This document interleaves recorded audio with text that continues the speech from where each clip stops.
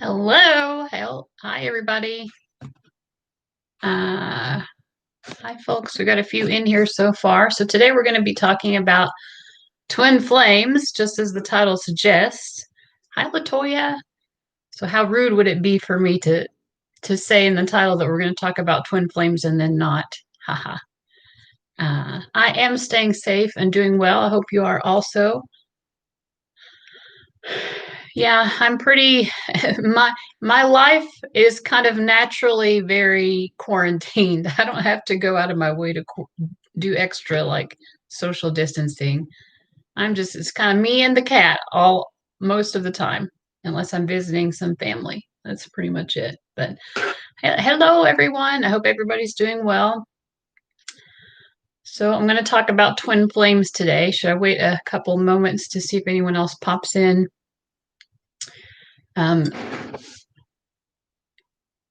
I've been learning about the twin flame journey partly just through the experience of having a twin flame experience myself. And hi everybody. I know I've talked a lot about, in 2018, I had this psychic spiritual awakening, and I haven't talked about this aspect of it so much. And I don't know that I'm going to really go into that much detail about my own personal twin flame experience, but I will say that it was in 2018 as well that I became aware of someone being my twin flame. And yeah, and so that kind of jump started me on the process. I will say this. This is someone who I hadn't seen in many, many years at that point, like probably 10 years it had been since I'd seen him. We'd never been involved with each other. But in any case, you know, things didn't work out for us. We never got actually involved or anything. But 10 years later, I have this psychic spiritual awakening. And I'd thought through the years of maybe reaching out to him. I always felt kind of bad that maybe I'd been sort of immature in our interaction with each other back when we had known each other. But I never reached out because I was like, I just kind of thought that he hated me. But then I asked my guides in that moment. I was like, should I reach out to him? And I closed my eyes, and the image that I saw, this like clairvoyant sort of image that I saw in my mind it was like this wallpaper, and the wallpaper was black. And then on the wallpaper, there were all these embossed images of like gods and goddesses. And like they would just light up, kind of like fireflies. Like one of them would light up and diminish, light up and diminish, like all over this black wallpaper. There were these like gold foil gods and goddesses. So I took that as a yes. Like it seemed like they were like really happy. It seemed that's what my impression was. So I reached out to this person, and he never responded directly. And it just ended up being super painful. But, as the twin flame experience does, it did, help to propel me along a path of healing. I ended up, going into not just because of that, or I don't know if it was directly because of that, but it triggers a lot of healing in a lot of ways. So I went into like intensive therapy after that, and got more involved again in my spirituality. I'd never stopped doing tarot, but I had kind of like gotten away from the more spiritual aspects of it. I didn't even realize at that point in my life how kind of spiritually detached or spiritually devoid, I don't know what the right word is, that I'd gotten. I chose this because my niece got me this mug for Christmas. It says best aunt ever. So I don't know. It's just a nice big mug, and I've been using it for my water mug. And I have two beverages, one for each hand today. So this is my healthy beverage.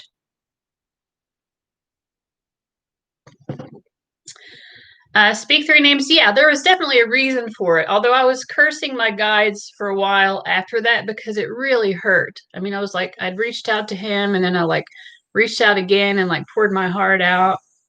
And then I kind of understood at some point. I was confused. At some point, I kind of understood, oh, okay, this is why he's not responding. But at the same time, I was like, he could have responded to tell me that. He could have just said, like, I mean, he was not available, but I didn't know that. And he could have just said that, you know what I mean? So it just really hurt. And I felt in certain ways that although he wasn't responding to me directly, he was responding to me in indirect ways, like posting things, like sub posting, you know what I mean? And he's not someone who really posts things online or on social media much ever. So it just felt like it felt to me like part of the painfulness of it was that it seemed like he wanted to encourage me to give him attention because that was validating and he liked that, but without giving me any kind of understanding of what was going on, and that made it a little bit harder for me to achieve closure. But what I think is, because when I first had that experience of like even the idea of him being brought back into my head, not that I hadn't thought about him, but to know that he was my twin flame and all this, it brought back a lot of stuff from our past that had not been healed. So there was still a lot within my soul. Like I just felt like very viscerally all this stuff rising up from my soul that needed to be released. So there was definitely a purpose for it. I think this is a lifetime where my soul is trying to clean out a lot of stuff, not just from this lifetime, but past lifetimes. And I was also made aware of a significant past lifetime that we had together, where there's like lingering resentment even from that. But anyways, but I want to talk about twin flames more generally. And if you all want to talk about your own experiences as well. Hello, everyone. I am doing well. Okay, so why is the so what is a twin flame? I guess we'll start there. And I mean, probably you already know. And we have 20 people watching, which is a lot for my live stream. So 21, wow. Okay, so welcome everybody. So let's start with what is a twin flame. And I'm sure that you all already know this or you've heard this, but my understanding based on what I've read or heard is that twin flames are souls that at one point were one soul, and then this one soul decided to separate into two souls so that each of these souls could incarnate separately, and by doing so could evolve more quickly. It's like two heads are better than one, two souls are better than one, that kind of thing. So anyway, does that make sense? I will let people know, though, I am doing live readings, and I'm going to only from here forward, I think, accept PayPal payments. So the link to that is below. If anyone wants a reading, it's $14.44 per question. You can get on the list at any time. So just letting you know that. So anyways, so twin flames, and I don't know how that choice is made. How does that soul separate itself? That's some aspect of this esoteric knowledge that I don't personally know. If someone else has some ideas about it, you can let us know. But that's my understanding. It's a soul that has separated into two souls for the purpose of more advanced evolution, so that soul can advance itself and evolve more quickly. Now, is there a point in which the two souls then merge back again? I don't know. I'm not sure. But the ironic thing, and maybe this soul maybe all of these souls made a mistake. Maybe that's why it's so difficult for twin flames. It's like, that wasn't a good choice. I don't know. But the thing is that when you do meet your twin flame, generally what will happen is it will be, and I'll draw upon my first metaphor. You all know what a flintstone is, right? These little stones that if you hit them together, they cause a little spark. So you all know what that is, right? So you take flintstones and you hit them together and it causes a spark. So you and your twin flame, when you meet each other, or if you go into separation and then you come back together, those meetings are like taking two flintstones and hitting them together. So it causes a spark. It can, when I didn't realize it at the time when I met this guy, but a couple months after I met him, I started learning tarot and astrology, whereas before those things had never been interesting to me. But it set me upon my spiritual path.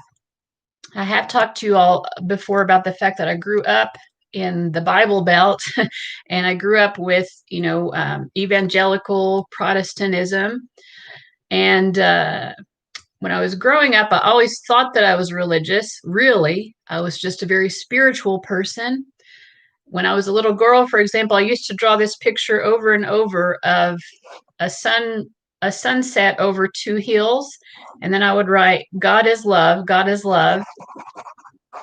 And I would just write that over and over. I was just a very spiritual person, but the only context I had to understand that spirituality was through the lens of fundamentalist Christianity, which is what I was surrounded by. That was pretty much all that it was available to me. And I did come from a very churchy family. I was raised primarily by my aunt and uncle. My uncle was one of the preachers at our church. So we were just very churchy people. We went to church a lot. It influenced every aspect of our lives. But when I was 18, I decided that just wasn't, I actually, ironically, I was trying to become a better Christian because I wanted to feel the presence of God. I wanted to have like a closer connection with God. And I didn't feel like I knew what that was. And so through praying and trying to read the Bible more, I was trying to become a better Christian. And through that process, I actually realized I don't believe this, and some of the things in the Bible, I was like, well, if this is how God really is, if God is a sexist homophobe, then, I guess I'd prefer to rot in hell than to worship that God. So it just didn't work for me. So by the time I met my twin flame, I just didn't have any belief system to cling on to. I wanted it. I wanted something. And I looked, I kind of read up on different religious beliefs, and none of it really called out to me. And then after I met my twin flame, it crashed and burned between us pretty quickly. It felt so promising, and I thought, oh my gosh, this seems perfect. And I didn't know why I felt so drawn to him, which I think is also common with twin flames. And I could tell, like, he has lots of attractive qualities, but I was like, why am I so drawn? Because we don't really know each other that well. Well, it's because we're twin flames. And yeah. So anyway, when it ended up, our ego issues flared up pretty quickly. Ego fears and things like that. So it crashed and burned, and it caused me to be pretty depressed and unhappy. And then I started reading tarot and astrology, where these things I had never been interesting to me. I thought both of them were totally bogus. I didn't really know what astrology was. I thought I did. I thought astrology was just horoscopes that you see in the paper, which those of you who are astrology geeks, that it's way more complex than that. And once I started reading it and learning more about it, I was like, oh, this is so different from what I even thought it was. This is interesting. It's helping me to understand myself. It's helping me to understand other people. And likewise, tarot helped me to process things a lot. One of the most important things that I learned from tarot, especially when I was starting, was to understand that not everyone has the same perspective as I do, namely my twin flame. I was like, oh, his behavior to me makes it look like, he feels one way. And it just helped me to understand that not everyone sees things the same way. Yay. Okay, so we've got Rachel on the list. Rachel, if you have to, okay, you put the question in the notes section. Okay, that's what I was going to mention. All right. Awesome.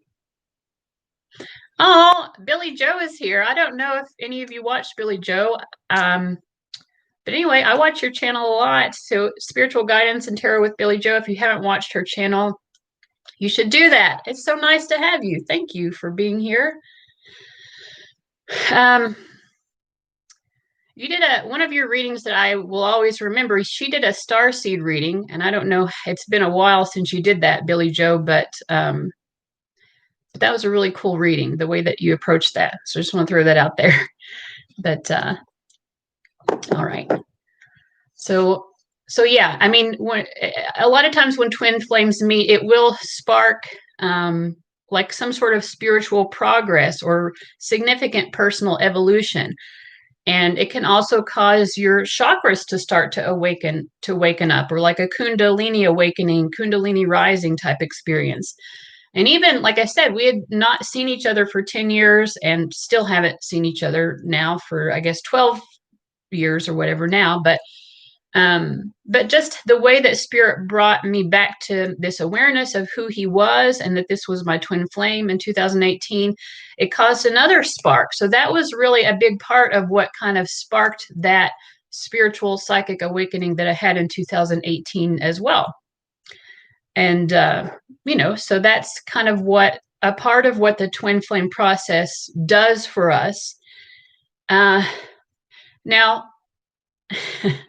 you're very welcome. Now, I know another thing that I'm sure that all of us who are in a twin flame process have twin flame experience or journey or whatever have experienced is just the fact that it's very difficult to come into, all right, I've got Billy Joe down. It's really difficult to come into a union with your twin flame that is stable and that lasts. And I'm not saying that it's not possible. I do think that it is possible. Anything is possible, and we shouldn't limit ourselves. But it's not going to happen unless I think that the key is that you have to be able to unconditionally love that person. And you would think unconditionally loving the other half of your soul would be easy, but it's not even easy for me to unconditionally love myself, and so that's part of it as well. It will spark all of this personal growth, including how do I love myself more? How do I come to a place of being able to unconditionally love and accept myself? If you can get to that point with yourself, and the twin flame journey will spark you towards that, but it's a long journey sometimes, especially if you're someone who's experienced significant trauma in your life. It's going to be difficult, right?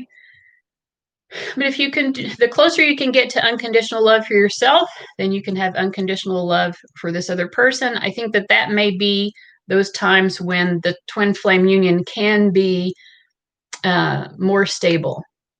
So the other, I guess the other metaphor I want to use here is that of a double helix. This is an idea that came to me that helps me to understand twin flames.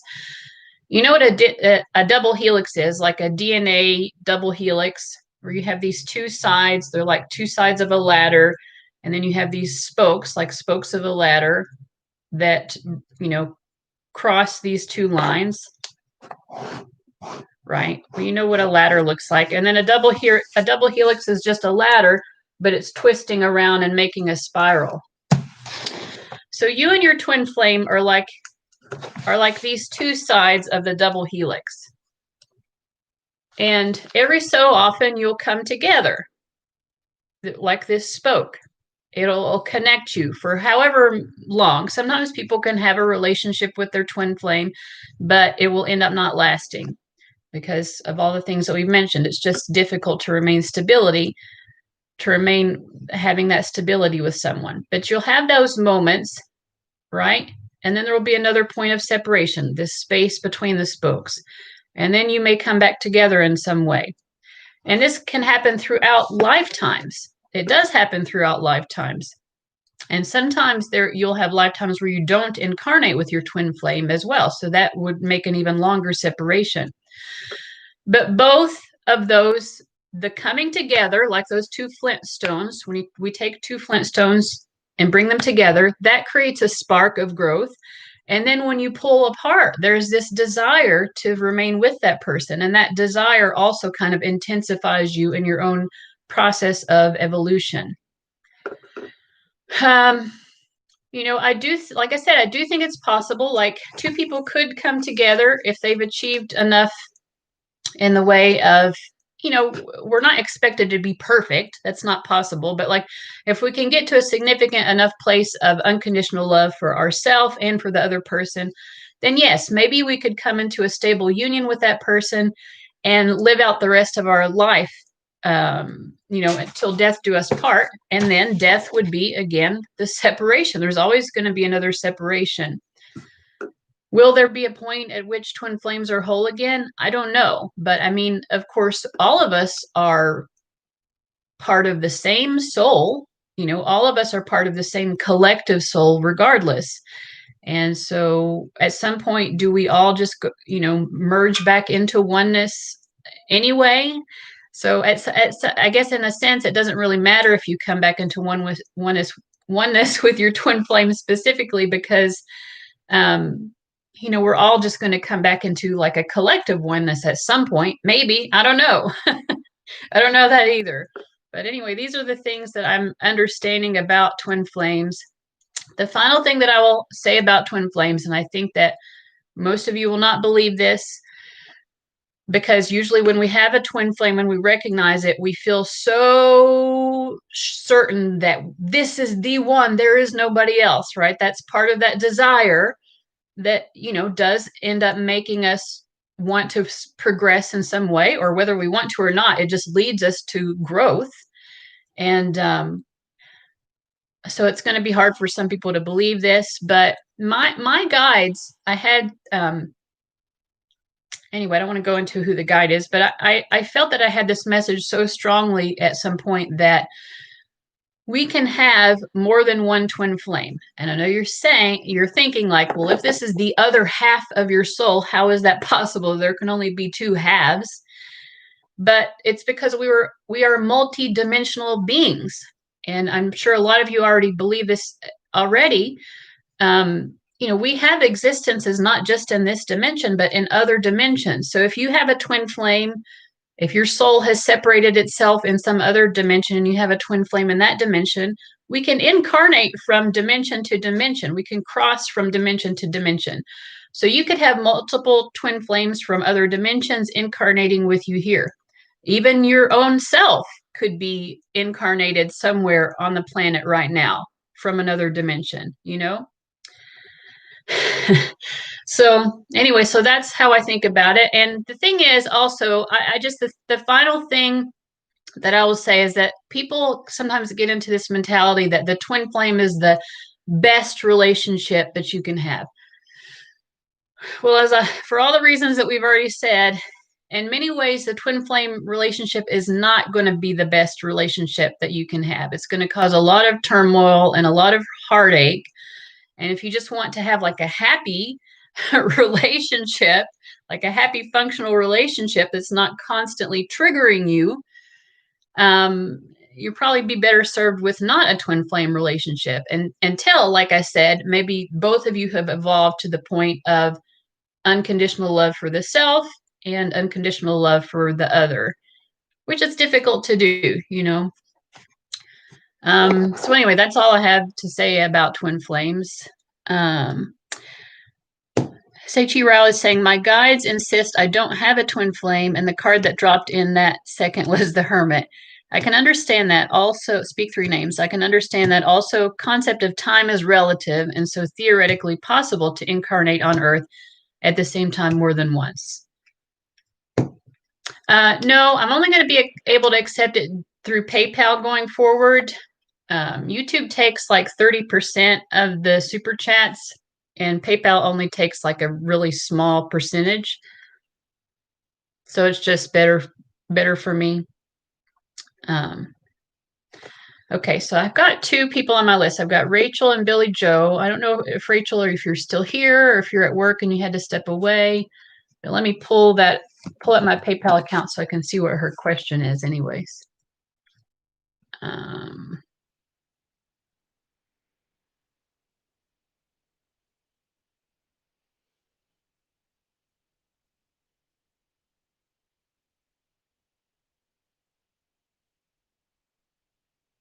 Okay. Oops. Sorry, it's taking me a while to pull this up. Okay, see Rachel's and Billy's. Let's see if Rachel's question is here. Okay. All right. Billy Joe, if you want, I can go ahead and answer yours first since you're here, I think, if you're still here, because I think Rachel is at work. So she's probably just going to come back and watch this in the playback anyway. If you want to tell me what your question is. All right. What do you want to know? And I'll do my best. Reading for another reader, I feel like it feels a little bit more like there's a little bit more pressure. Have I always had my hair very short? I kind of alternate between short. I mean, you all have seen me before with it really short. If you've seen, I've have at least a couple of vlogs. Before, the pandemic started last year, I had been wearing my hair short, like short, like boy cut short for a while. And but I'll alternate. I'll do that for a while and then I'll let it grow out and I'll get it, sometimes even pretty long. When my hair gets really long, I start to look like Hagrid from Harry Potter, because it's just my hair is very frizzy and I'm having a pretty decent day in terms of the frizz today. Okay, just a twin flame energy update. Let's see, which deck do I want to use?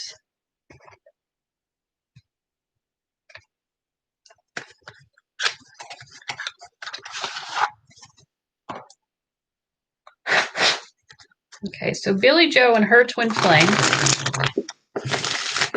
Watching your channel, I do know that you're attracted to men, or I'm pretty sure. So I'm going to use male pronouns, Billy Joe. But if that's wrong, for your twin flame. But if that's wrong, you can let me know. Because I feel okay, Timmy. Yeah, I thought I'd heard you talk about him before. Okay.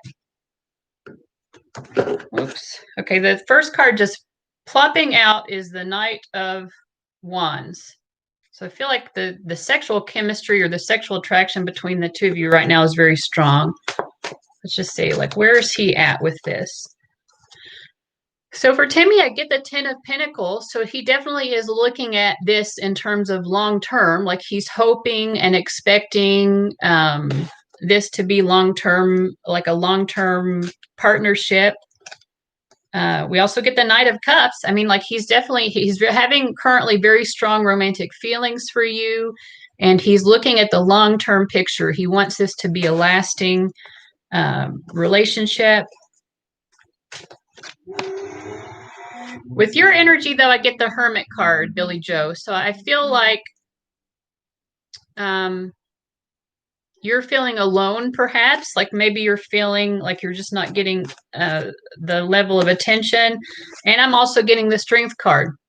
So, we talked about, like if there is separation between the two of you that's causing you to feel lonely, with this Strength card, it does look like that is strengthening you in some way. But it looks like you're unhappy with the level of connection that you have. And then we have the Hierophant. We have 3 major arcana on your side. I feel like, and this is not surprising, but I feel like you're probably more connected with, and you have a better understanding maybe of the spiritual aspect of the connection because you have these major arcana cards. So Hermit, Strength, and the Hierophant. I mean, you both are definitely viewing this in terms of like a significant commitment. And I think that you, on your side, Billy Joe, are actively trying to learn these spiritual lessons. I'm also getting the 8 of Wands. I think maybe one of the things that you're learning right now, Billy Joe, is how to communicate yourself to him more directly and honestly, and how to make yourself be understood. Let's see. On his end, I do have the 3 of Swords, and it's represented by a woman here. I feel like he is aware that you're unhappy right now. Aw. Okay, yeah. Okay, so he's aware, so it's not his fault that there's this separation, but he is aware that you're hurting. He is aware of that. What is your guidance to Billy Joe about this connection? What's the guidance for her? We get the Queen of Wands reversed and we get the Justice reversed.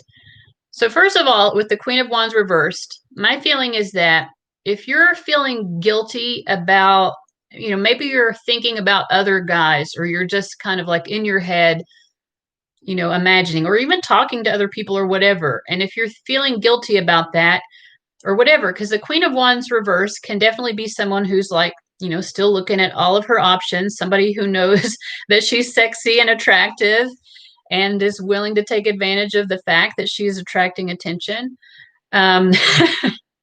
With the Justice card upright, it's just saying, like, you're okay. You're not doing anything wrong. If you're feeling guilty about anything like that, then there's nothing wrong here. Of course, if it's not that, then the Queen of Wands reverse could just mean that you are feeling very sexual or something. And if there's any guilt related to that, regardless, because the first card that we had coming up is the Knight of Wands. So the sexual energy that's created between the two of you is very strong. Maybe you're trying to figure out a way to, release that sexual tension. Yeah. And so your guides definitely don't want you to feel guilty about that. So that's a strong message coming through. I'm glad it makes sense to you. And then we have the Five of Cups reversed with the Eight of Pentacles. I think that in general, there are maybe different forms of guilt or different reasons why you're feeling guilty. One of them might be maybe sometimes you even think, well, maybe it's better that we're not together or something. With the Five of Cups reverse, it's like maybe you feel guilty for not feeling sad. I mean, I do feel like overall you feel lonely without him and that you feel kind of sad. But maybe there are some other times when you feel guilty because you don't feel sad enough or something like that. And in that case, again, they're just telling you, like, this is with the Eight of Pentacles, like, that's just reality, and you don't have to prove your love to someone through these kind of like martyred feelings of sorrow. And with the Six of Swords, they're also saying, like, this whole process, I mean, it's a healing journey, right? And let's see, what are they saying with that? And ultimately, the point at which you know that you've done your best healing is when you feel at peace. So you should never feel guilty for that. If some days you wake up and you're like, you know what, I feel relaxed, I feel okay, and I see 2211 with my people present and my thumbs up, angel number 2211. So that might have a significance to you. But they're saying if you feel at peace with it certain days, that's not something to feel guilty about. That is a very good sign that you're doing a great job in your own personal healing and in your own twin flame, in your side of the twin flame journey. Yeah. And you can't live his life for him. He's in solitary. That sucks. I think I won't go as far to say that nobody experiences that, because there are some people who do some horrible things, but I can't imagine that he really did anything to deserve this. Most people who end up in that situation do not deserve it, right? But you can't carry the weight of that for him. That's his life to be lived. Oh my gosh. Okay, so definitely 1122 or 2211 or both would be significant numbers to look up. And they both add up to a 6.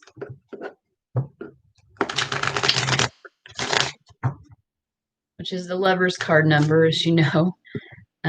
Anything else Billy Joe needs to know about this? Queen of Pentacles. They just want to remind you, you have safety and security in this connection. You're highly valued in this connection. You're beautiful and you're lovely. You're a safe refuge for him. I'm also just seeing this beautiful golden aura around this woman's head. So it's just reminding you, like, you have a very high spiritual vibration. And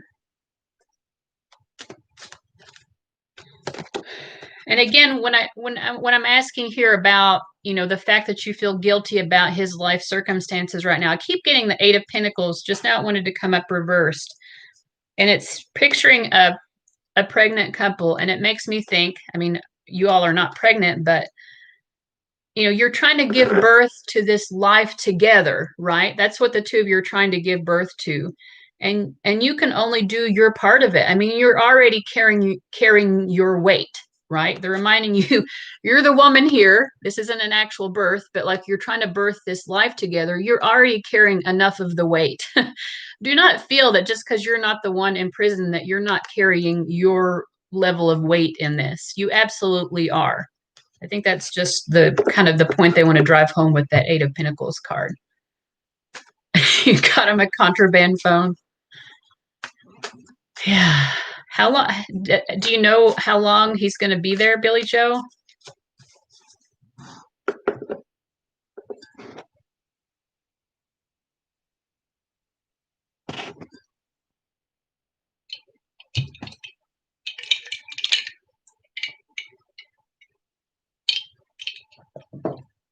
It's a long story. Okay. Well, I'm wishing you all the best. All right. Well, I hope that helped. I hope that, I mean, mostly just stop feeling guilty. That's what your guys really want you to do. Billy Joe, stop feeling guilty. He loves you. You both want this long-term thing, and stop feeling guilty. All right, so I'm going to read for Rachel now. Rachel asked, what would happen if I tell this person that I like him? Okay. Yeah. Life sentences are, well, in any case, I hope that you all can figure something out.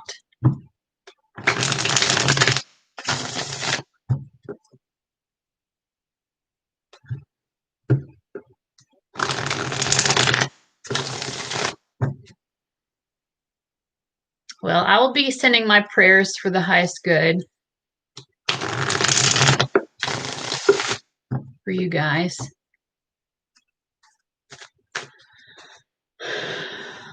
Oh, wow. That's a long time. Yeah, I read a news story not too long ago about a guy who had been in prison for 40 years. And you know what this guy did that he got to be in prison for 40 years? He stole a pair of garden shears. Like, how much do a pair of garden shears cost?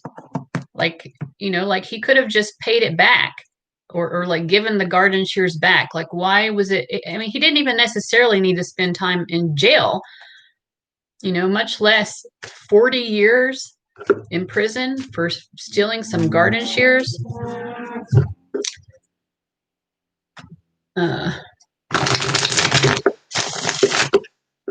Yeah, I know. And he, in the news story, I don't understand how this could even be, you know, like it's I mean, we already know our criminal justice system is like way super messed up, but like this is like a particularly egregious example.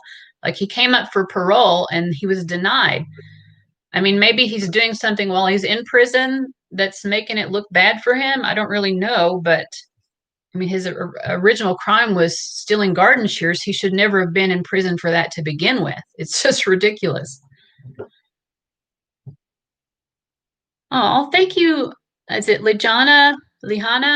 Thank you so much. That's really sweet. All right, so I'm going to do Rachel's reading now. So hello, Rachel. It's going to try to remember that it's at 38. Maybe I can let her know it's at the about 38 minutes. 28 seconds. Okay, this is for Rachel. She wants to know how what would happen if she told this guy that she likes him. Okay. So how would this guy respond to her internally and externally? How would this guy respond to Rachel?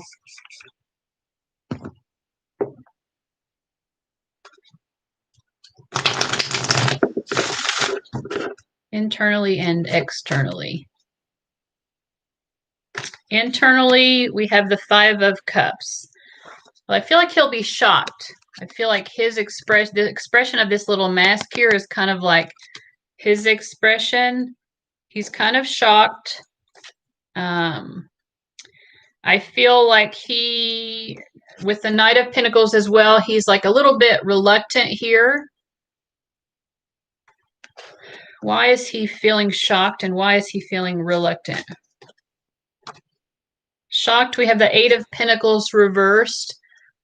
I mean, I feel like he feels like there are some like real life practical issues that would make that difficult.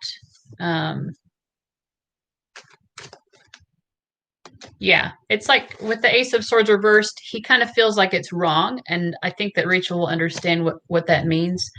But how will he react externally? So how will you see him react? We get the Ten of Pentacles reversed. He probably will say, I'm not sure if I can see this working out. We also get the Judgment card and the Eight of Cups reversed. So I feel like he thinks that it would take a lot of significant change, like your lives would have to be overhauled in some sort of significant way with the Judgment card and with the Eight of Cups reversed.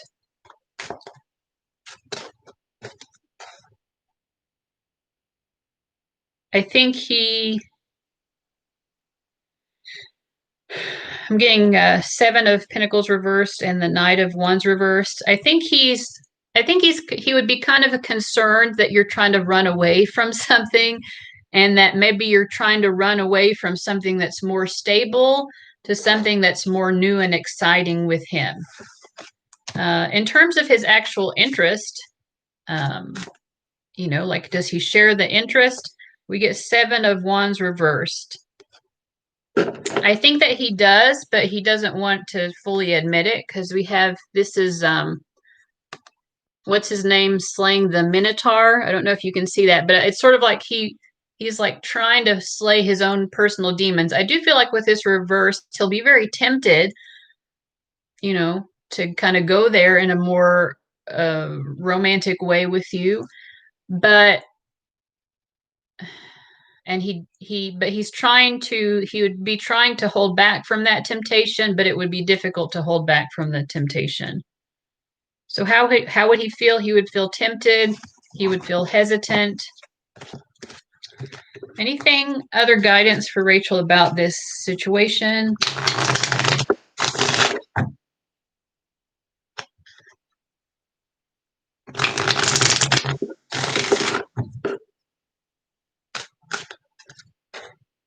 Eight of Pentacles. Eight of Pentacles just wants to come up for everybody today. I think it's just saying to be patient, that there's not enough here that has been developed. Queen of Pentacles reversed. So I think that they would say maybe give it more time. There needs to be more to develop between the two of you. Also, it's almost like with this Queen of Pentacles reversed that your guides are saying that you'd be kind of selling yourself short if you were to do that now. Like you wouldn't be honoring or respecting yourself enough or seeing your true value. I think with the Eight of Pentacles, it's just like wait for things to develop, Again, back to the pregnancy thing, it takes time for the baby to be ready to come out, right? So it takes time. It's not, I guess your guys are saying it's not, the two of you are not really to the point where it would be best to go there yet. I hope that makes sense. All right, so I don't know if anyone else has sent a payment. I don't think so, but we'll double check here.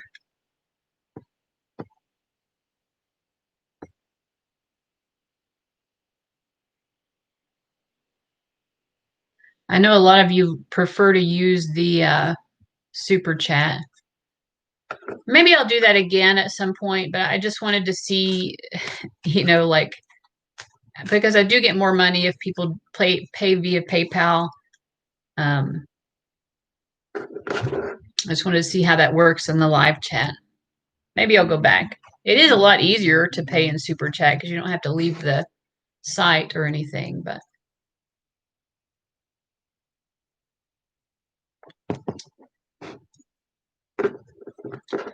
so I'll just wait and see if anyone else wants to purchase a reading. While we're doing that, we've got 20 people here. So let's just ask Spirit in general. Does Spirit have anything that we should know about twin flames? Just a little collective reading here. Is there anything Spirit wants us to know about twin flames? Anything else Spirit wants us to know about twin flames? We get the Three of Cups and the Fool. I feel like Spirit wants us to feel comfortable, maybe looking beyond the person that we view as our twin flame, and to be willing to be open to other romantic experiences. So not to be like, so attached to the idea that it has to be this person. We get the 10 of Wands reversed and the Tower. Spirit is also acknowledging to us how difficult the twin flame experience is, and trying to remind us not to allow ourselves to be burdened by it. That yes, there are, with the Tower moment, like when we meet our twin flame or we come back together with our twin flame or whatever, there can be these moments where everything just seems like, it has to happen now, or it can just bring about these kind of tumultuous experiences. And they're saying, like, going back to that flint rock metaphor, you take two flint rocks, you bang them together, and they create the spark. And they're saying that spark is great, but you're carrying some sort of burden forward from that moment of being sparked up by your twin flame. And that's what they're saying to let go of. So how can we let go of, if we're feeling burdened by the twin flame experience and not just able to enjoy the fact that it did, revitalize us in some way or reset us on our spiritual path? How can we let go of the feeling of being burdened? They're saying 8 of Wands. So I think they're saying, again, like, be active in your life. Kind of like, don't give your whole life over to this person, this situation. Keep an active and busy life. It's not, I wouldn't say that they're exactly saying to distract yourself, but maybe kind of distract yourself just by, like, that's what they always say. It's the advice people are always saying, like, make sure that your own life is full and happy, and then you'll meet the one, right? Or, if we're not enjoying our own lives individually, then we're not going to be able to enjoy it in a union anyway. But I think they're also just saying, kind of like, keep yourself actively involved in various things, be alive. And also the 9 of Wands. So they're saying, if you find yourself dwelling on the twin flame experience, try to do so in a way that is about learning from the experience rather than just being attached, rather than feeling this kind of dependency on that connection.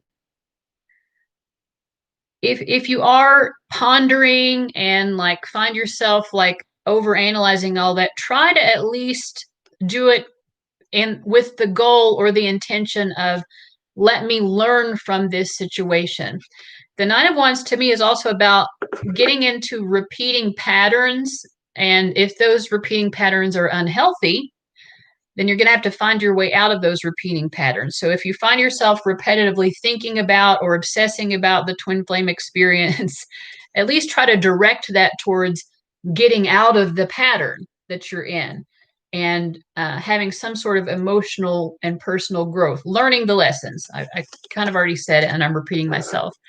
All right, so Miss M is saying, I remember coming into the twin flame journey in 2017. I thought that guy, now X, was my twin, but it was a false. Now I'm just here wanting my long-term partner. Yeah, and I've heard about false twin flames and things like that too. I think I had something like that too that kind of woke me up, and I don't know that this person is a twin flame, so I think I know what you're talking about.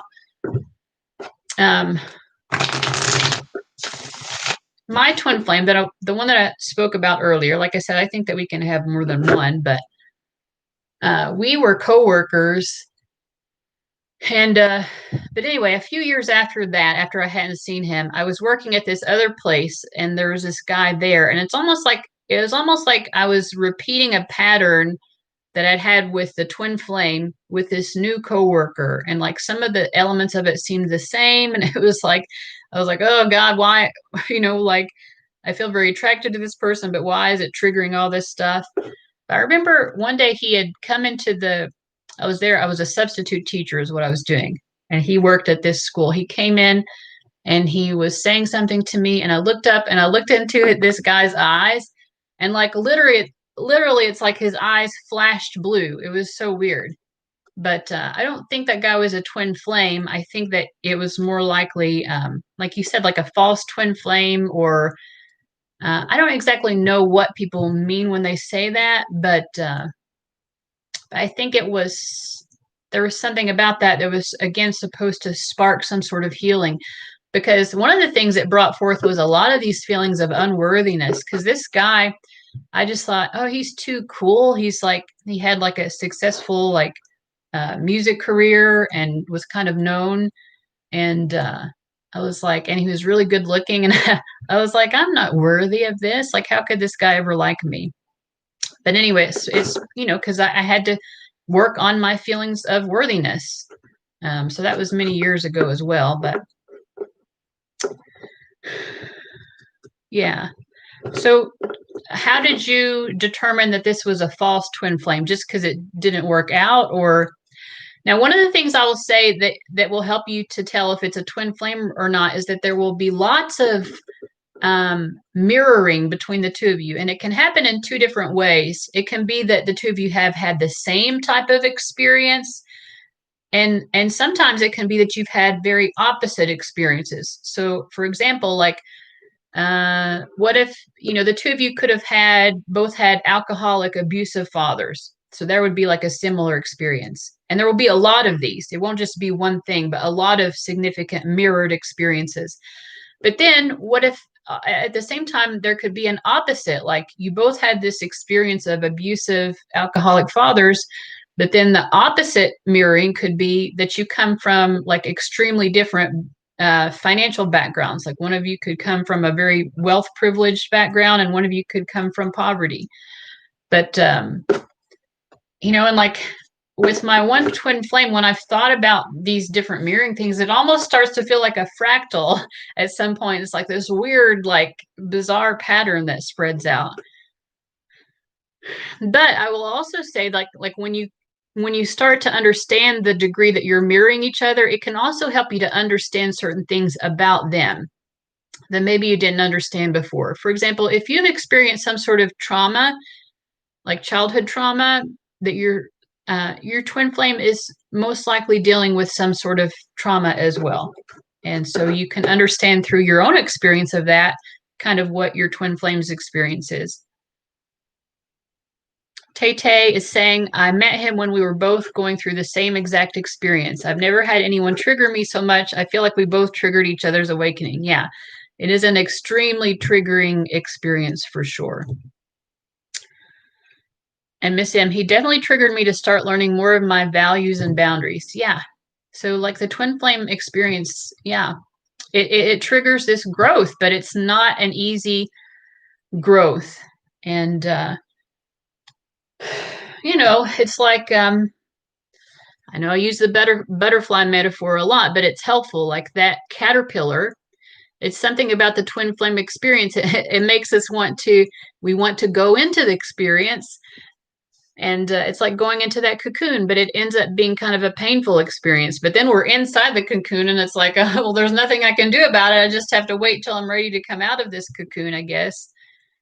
Yeah. I mean, in 2018, I had, my interest in this guy triggered again so strongly. And it was that magnetic, like very attached, like obsessive.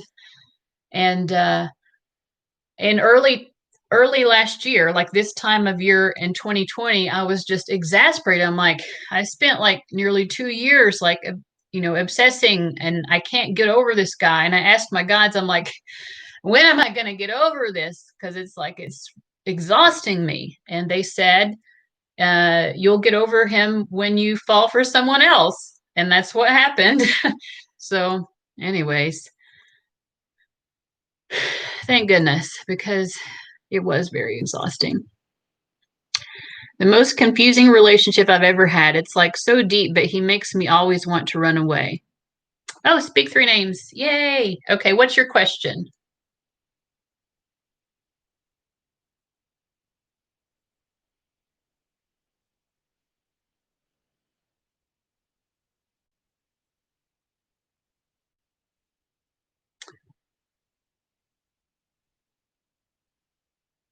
Yeah. How long did your relationship last, Miss M? Like I was never even involved in a relationship with my twin flame, but I feel like for me personally, like I'm just not very good at getting into relationships to begin with. Like I'm 40 years old. I've only had 5 relationships. One of those was a pretty long relationship though, but I just really to be honest, I spend most of my life single.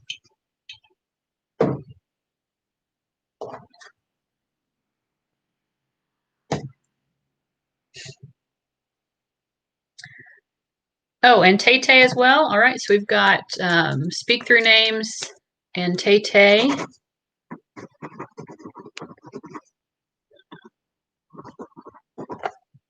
All right. Okay. Did speak three names and her twin flame have any past lives together?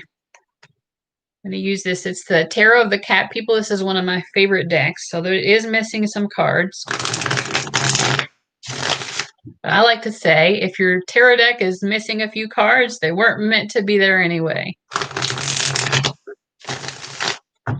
I am a few cards short of a full tarot deck. Haha. And it's all right. Okay. Did Speak Three Names and her twin flame have any past lives together? I mean, most usually our twin flame and I did, or you and your twin flame would have, but yes. So I am getting a yes. I get the Empress reversed. I get the 6 of Wands, and then I get the 8 of Cups. You know what I feel about your past life with them? I think that maybe you were someone in that lifetime who maybe you were born into a lot of wealth or like some sort of prominent family.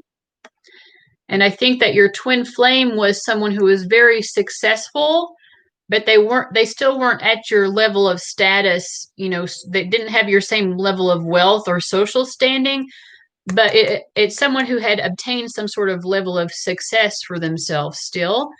But that may have been the reason why you all had to walk away from each other in that lifetime, was just because you came from these very different social standings.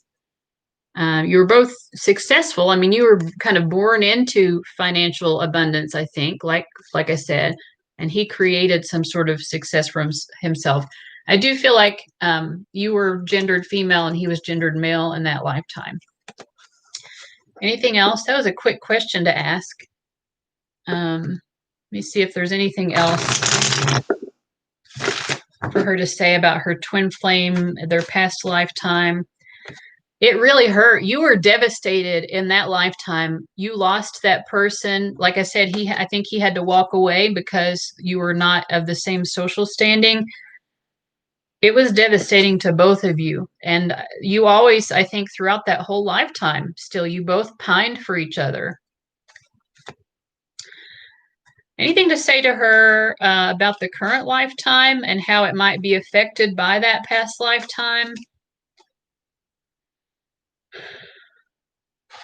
I think that there's like some of the grief from that lifetime carries over into the current one, but also it makes it more exciting because it's like your soul is recognizing this is someone who I really missed and who I had to be apart from, and now my soul is so excited to see them again.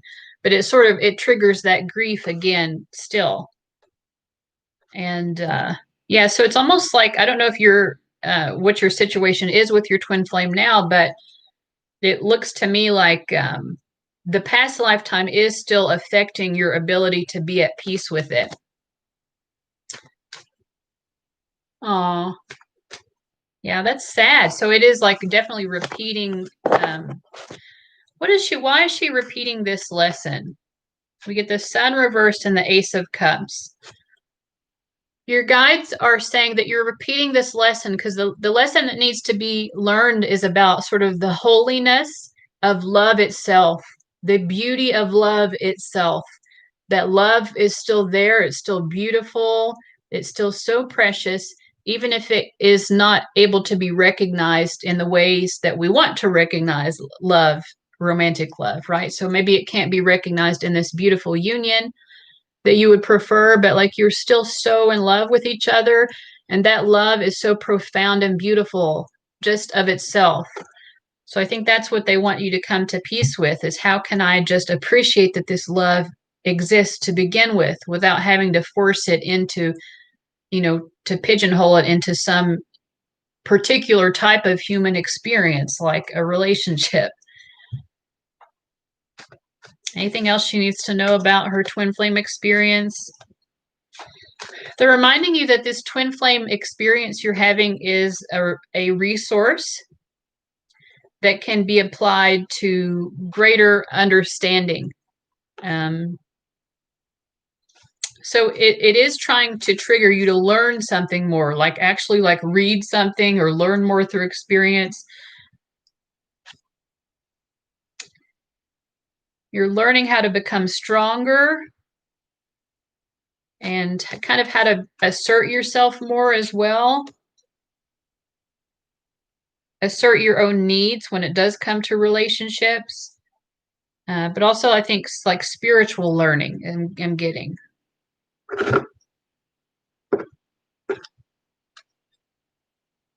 Yeah, there's something, and it could be learning multiple things. There could be even some sort of craft or talent that you have that it's trying to spur you to grow more into. But it's just like growing and developing in general, like learning more, applying yourself more. If you have particular talents, this is meant to kind of push you to practice those talents more so that you can develop them. Yes. Ah, yes. So they are saying, see how this experience is a resource for you because it led you to do that. Okay, I've missed some of the things people have been saying here. And then we have Tay Tay. Seichiro was saying, my guides just said that's the problem and why it doesn't work for most. Both twins want to be a butterfly and the other one to help.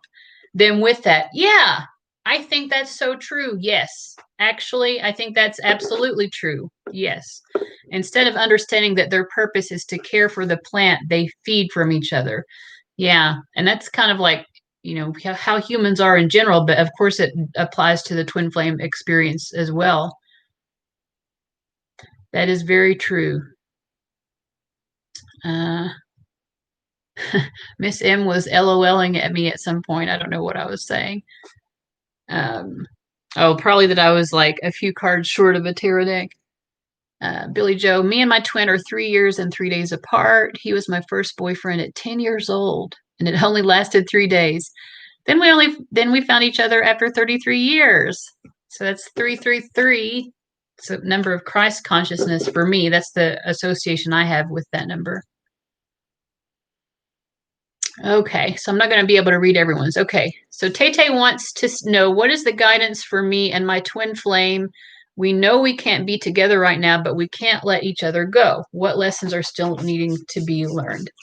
Is it best to sever this connection completely? I try to be funny. I'm glad that someone is appreciating my sense of humor. All right. Okay, so what lessons are still needing to be learned for Tay Tay and her twin?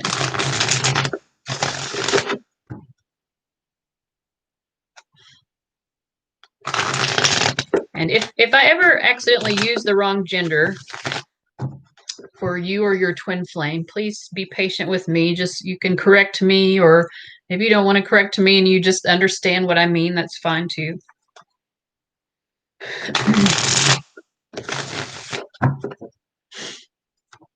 Okay. So what lessons are Tay Tay and her twin still needing to be learned? So we have the star reverse. So I think, first of all, unconditional love, which we talked about before, if you were here for that part of it when I was just talking about twin flames. So unconditional love for self and the other. And the full, which is how to be open to newness. So in terms of the second part of your question, is it best to sever this connection? I think they don't even want you to think about it necessarily in terms of severing. It's more like be willing to embark upon this next phase of your life and to be open for whatever that could hold.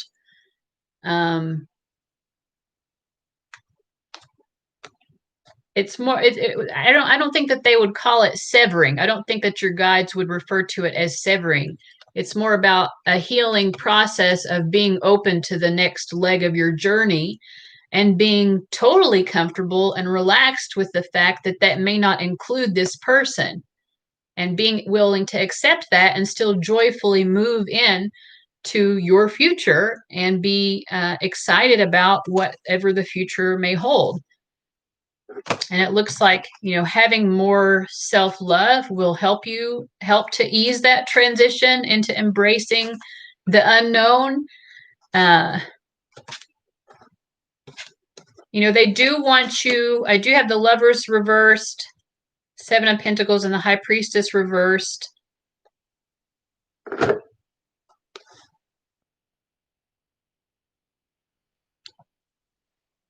Whoops. Anyway. So you're not together now, right? Lovers reversed. And it could be that you're thinking that your intuition is to wait for this person or to wait around for this person. So what's Spirit's response to that?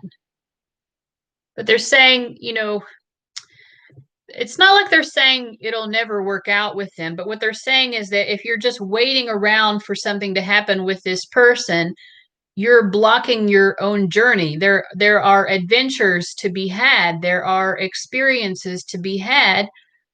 And that's why they're giving you this Fool card. They want you to love yourself enough to be open to whatever may come. So let's say, for example, a really exciting love opportunity comes along, but you're like, well, I don't want to start dating this person because what if so-and-so comes back and, then I mess that up. They want you to be able to embrace experience and not allow your attachment to the idea of being with this person to keep you from having those life experiences. And then we have the Knight of Pentacles reversed. Yeah, and it's not even just momentary experiences, but like being willing to consider and being really willing to, like, if you find the right person, to get involved in a more serious and dedicated way with someone other than them. Right. Yeah, it isn't just, but they're saying don't just be willing to like talk to or like date other people, but like really be open to the idea of actually having like a serious relationship with someone else. And if you're so hung up on this person that you're not with right now, your twin flame, then you're not going to be able to have those other experiences, which may be very beneficial to you for you to have. And of course, you don't know what's going to happen. What if you do get involved in a serious relationship with someone else and then this person comes back? What are you going to do? The Fool card is telling you be okay with the fact that you don't know. That may not even happen, and it might happen. And either way, you don't know what the result of either of those events would be. And that's part of the beauty of life. And I know those of us who are psychic and we like to use divination, of course, we have this psychic ability for a reason. And I don't think there's anything wrong with trying to, know the future. But there are always going to be things that we just don't know. And there is a certain beauty to that. If you went to the movies and every time you went to the movies, you knew exactly what was going to happen, not just how it was going to end, but you knew the whole plot from start to finish. You might still get something out of watching that movie, but would it be as good, if every movie that you watched was like that? Would it be as good? We come into our incarnations in life to like have an actual experience. There are some people who believe that what we're experiencing is a computer simulation. It's some sort of computer simulation. Like if you've ever played a simulation game, like where you're supposed to pretend to be flying, you're not actually flying a plane, but it's supposed to simulate that experience. So some people think that that's what life is. It's like a computer simulation, like a really like, you know, I guess some sort of like super, supercomputer, super cosmic computer or something. And in a way, it kind of is a simulation. We come into our lifetime, some of the things we determine beforehand, kind of like when you play a video game, you can decide, like, well, this is what I want my character to be. I want it to have this strength. And if I have to forfeit a little bit of speed for more strength or something like that, you know how video games are. So some of the things we get to determine before we come into our life, but then there are lots of other people coming into the game as well. And they have certain things that they've determined and certain things that they want to work out. And we all kind of collide and interact in this game. I mean, I don't really think it's a computer simulation. I think that's like a real downplay of what it actually is, but it is similar in a way. So the point of this simulation is that we don't and we can't, and it would interfere with our ability to actually live our experience and get out of it what we're supposed to if we knew everything. That's part of what the purpose of the ego is to begin with. Like, we are born and we forget. We forget who we truly are.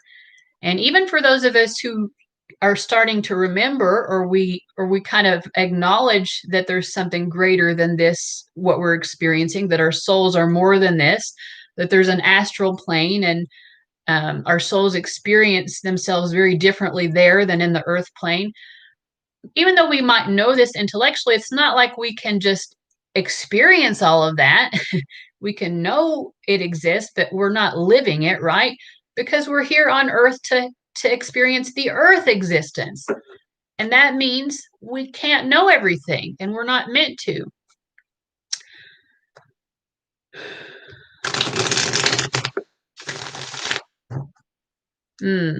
More like a character in Sims. Yeah.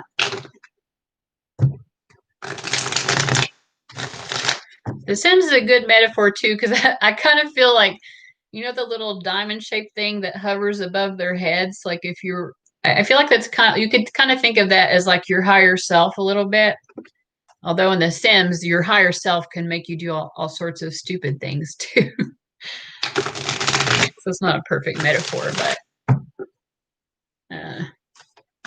Okay, so for Tay, what are they supposed to be learning or to heal? I mean, like I said, it looked like it was more self-love. So what you're healing is a lack of self-love.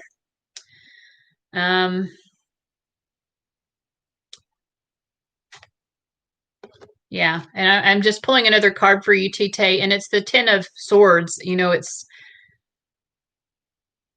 Ten of Swords is an extremely painful card. A lot of tarot readers interpret this actually as the most painful card. Because it doesn't, but the thing is, like, this is as bad as it can get. What you're currently feeling, however bad that feels, and however bad he feels, it's as bad as it can get. And so it's kind of like that expression, it's darkest before the dawn.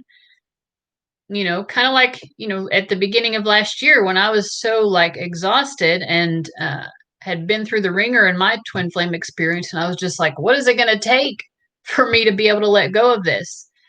There will come a point, there will be something that allows this to be better. It is darkest before the dawn. So remind yourself of that. The dawn is still coming. The dawn has not yet arisen.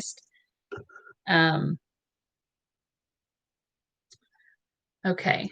So I did both of your readings, right? I did Speak Three Names, Past Life reading. I should have, I'm not very organized, but I think I did both of your all's readings now, right? Speak Three Names and Tay.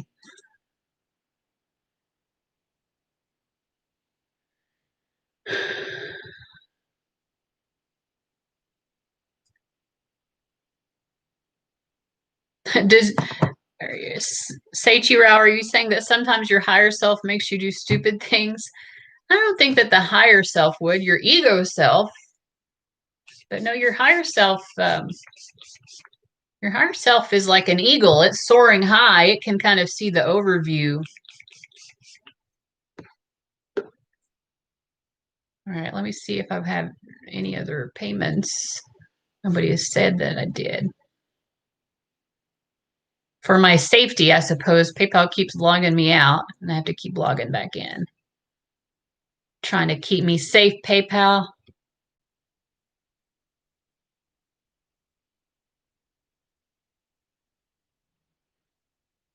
Okay, I've gotten all 4 of you so far, I think.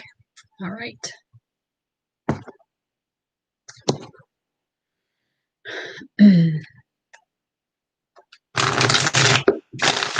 So in terms of that lesson of self-love, I will tell you, I don't know, something that's been kind of helpful to me is to really just understand the importance of self-love. I think a lot of us, especially women, not just women, but women are especially socialized to always be caring for the other person. Like you even mentioned, like you've tried to move on and your twin flame has gotten hurt, Tay, when you tried to do that. The thing is, self-love is one of the greatest acts of service. It's one of the best things we can do, not only for ourselves, but for other people. And when I say self-love, I'm not talking about egotism or narcissism or self-aggrandizement. I'm talking about simply loving and accepting yourself. We've heard this a million times, but it's like putting the oxygen mask on yourself first. When we are able to experience self-love, it is like our own cup will overflow from that love, and it will bless the people that we meet.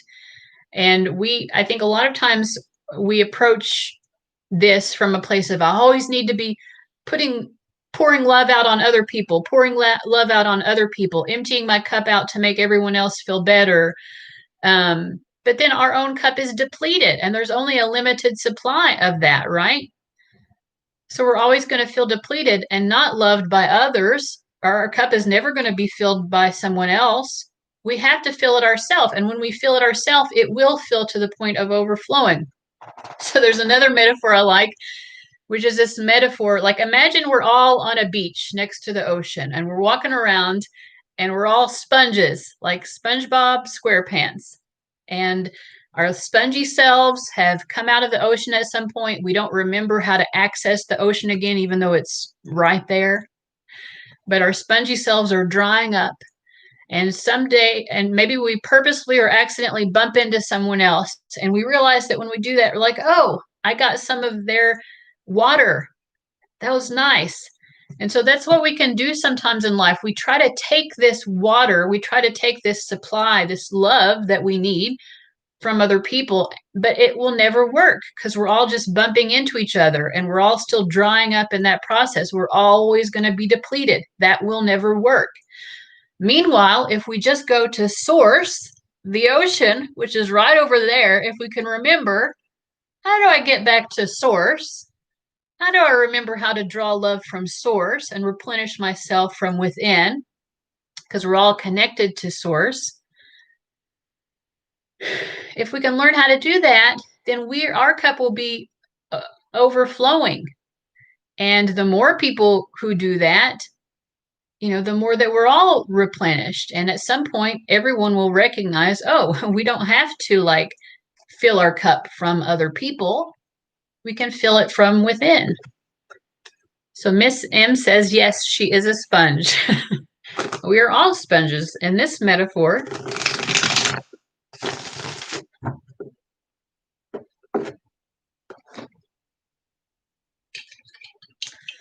Any other questions people have, either for yourself or if just someone wants to ask something generally about twin flames, I can ask the cards and see if our guides have anything for us. If not, I might just go ahead and close out the live and maybe do an oracle reading, just to pull an oracle card for us.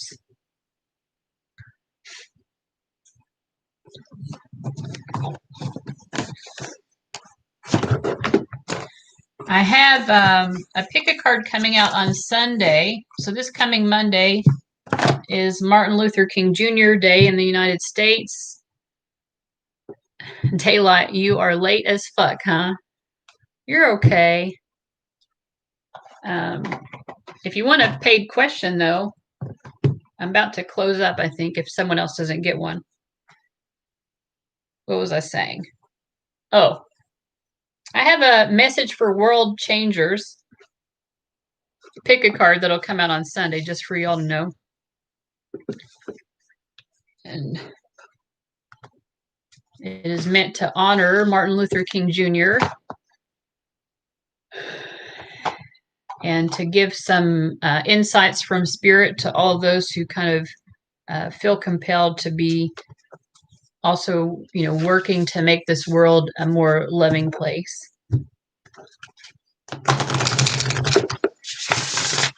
Okay, I'm going to pull us all an oracle card here.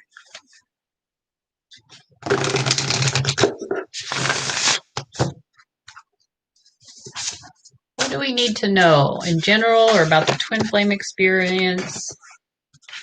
Okay, I get 3 cards coming up. I'm not sure if I'll read all of those. So the first one coming out is villain. And it says, you can always rewrite the story. And what's interesting is she is sitting next to the ocean, which we were just talking about. It looks like she's about to break open this conch shell. I wonder if this is like we'll read from this one from the book, but maybe it's like the Little Mermaid where her voice got trapped in a shell and she's trying to get her voice back. So I think for any of us who feel like we've lost our power or we feel disempowered, we can rewrite that story. We don't have to believe that we're victims to circumstances. Sometimes a twin flame experience can definitely make us feel that we're victims of circumstances when, different things keep us apart. We feel like we don't have any control. Oh my. Okay, then we have shark, swim away from this situation. Maybe these 2 mermaids are twin flames, but one of them is like a shark mermaid. So I think that they're also reminding us sometimes the person that we think of as our twin flame is like really toxic for us, and we need to be able to discern when that is the case and swim away. And then we have witch, justice is coming. This is cool. I like this. I don't think I've read from the book any of these cards, but I agree with someone was saying they love that deck. Sydney, yeah, I like this deck too. I haven't really used it as much as I should, but I just have too many decks. It's really... Oh, okay. I got a question from you on PayPal. Let me read this, one of these oracle card messages for the group, and then I will do your reading. Go ahead and post your question. Or I can just go back to PayPal and find it, but whichever is easier for you. So let's read this villain card. These messages are pretty short and to the point, so it won't take too long.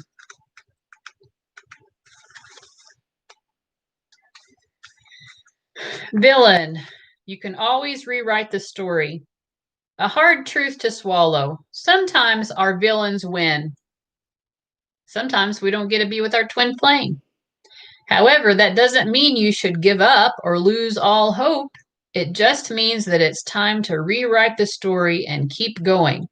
It can be incredibly freeing and empowering to reclaim yourself after a personal tragedy. Yeah, so sometimes we have to just realize, this isn't going to work out and we need to reclaim ourselves. I mean, what are we going to do? Live the rest of our lives thinking like, well, that was my only hope, and now for the rest of my life I have to suffer and be not in a loving relationship? No. We can rewrite that narrative and say, there are other possibilities for me. My life is not over. Kalpana, no. Most twin flames do not get a 3D union, especially not one that lasts. Some people can come into a relationship, but it usually doesn't last, or there can be something that separates the 2 of you. Like Billy Joe, in Billy Joe's example, her twin flame is in prison and they're separated by those types of circumstances. Okay, so uh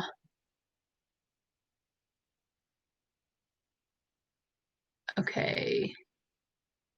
Yinjin, let me look for your question.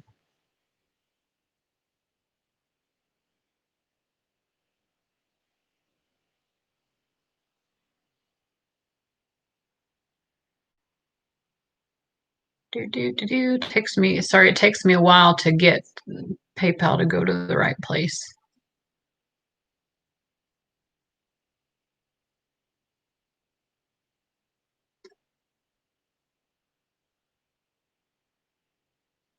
Okay. Okay, I'd like to know if Simon is my twin flame. If you don't mind, could you? Oh, uh, okay. Well, I'm sorry. You're gonna hate me now. But anyways, is this person her twin flame?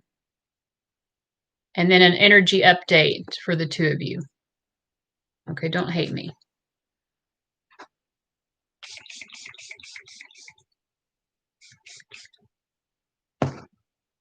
All right, let's see.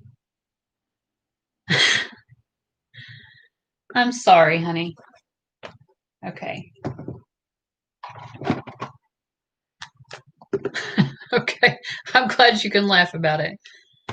Oh, Lord.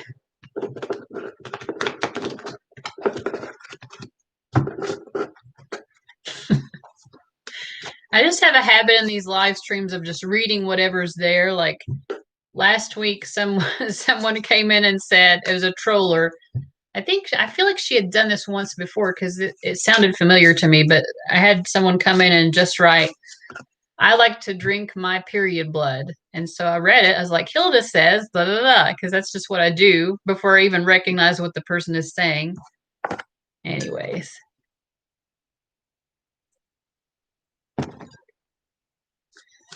Okay.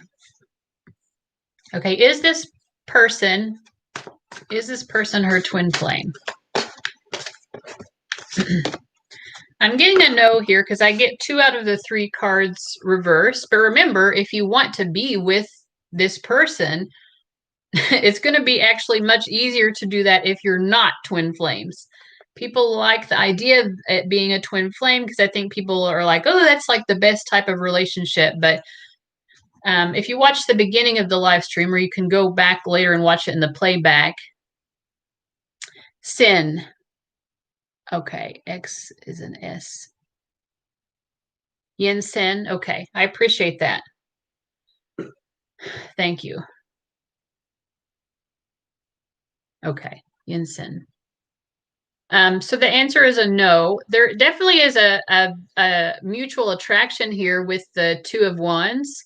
With the Chariot reversed, it does feel like it's probably not really moving ahead right now. Like it might feel like there's potential between the 2 of you, but it's not really going anywhere currently.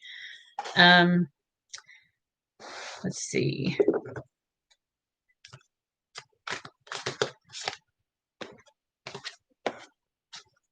Yeah, and I feel like both of you see the potential. Both of you are mutually attracted. That's the general energy I get. Both of you see the potential, but I feel like you're both kind of like disenchanted with the fact that it's not going anywhere. You both are like, well, if this chemistry is great, like I feel very drawn to this person, why isn't it going anywhere? And you're both wanting it to go somewhere. So what's holding it up? Knight of Pentacles. I just feel it seems to me like maybe someone just needs to take some action here.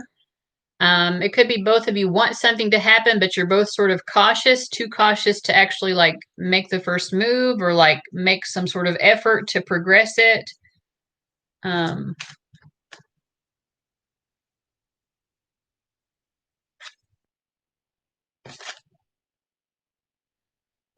So in terms of advice for you with this connection with the person that you asked about, your guides are saying, be happy with this. The 2 of you are actually going through a transformation right now. So if things are not progressing now, something is going to change. that process of getting to that new point might be a little bit difficult, but there are happy changes on the way for the two of you. So you will start to see things progress more. You know, it might still be a little bit slower than you want, and that might be what is bothering you, but it does feel like both of you want the same thing. And I think this is something where it's going to like take time to develop.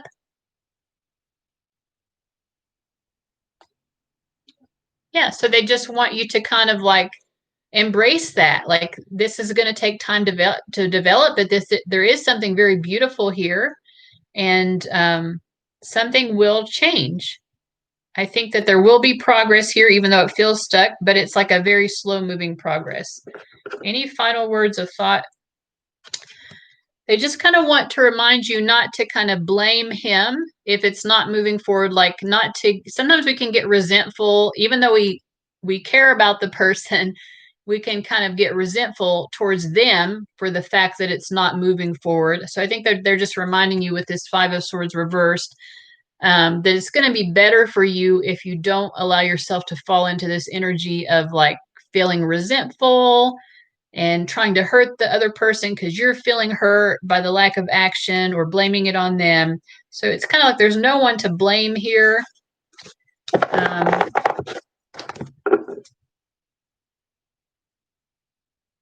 Yeah, it's like neither of you really wants it to be moving so slowly, but that's just the energy of how it is. You know, maybe both of you are just cautious and you're expecting the other person to not be so cautious, but you know, this is a similarity. If you can be at peace with the fact that you're cautious and that you're kind of slow approaching romantic relationships, then you can understand that he is the same energy. So it's going to just be slow moving.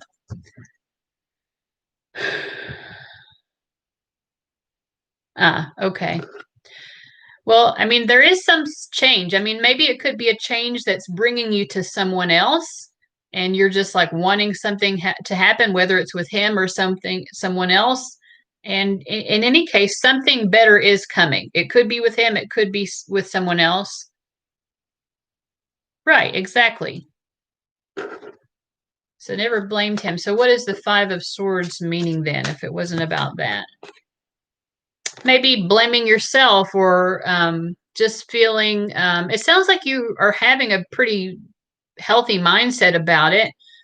It could just be that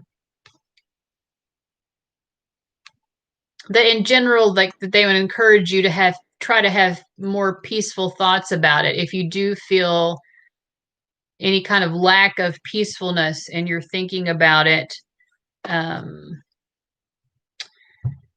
also, the five is a number of changes. There's some sort of change. Either you could be upset that there aren't enough changes, or when these changes start happening, they could be sort of upsetting to you.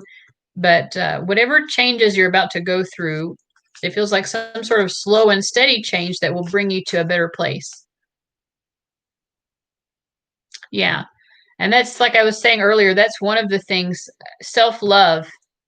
It's yeah, self-love is just one of the most important lessons of the twin flame experience. So it sounds like that's a lesson you've learned really well. Yes. So it's wonderful that you're able to view it in this mindset.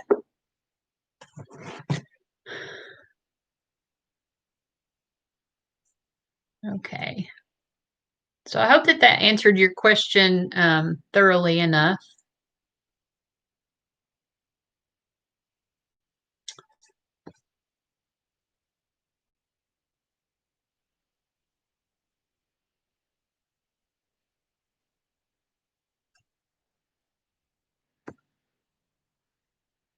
Yeah.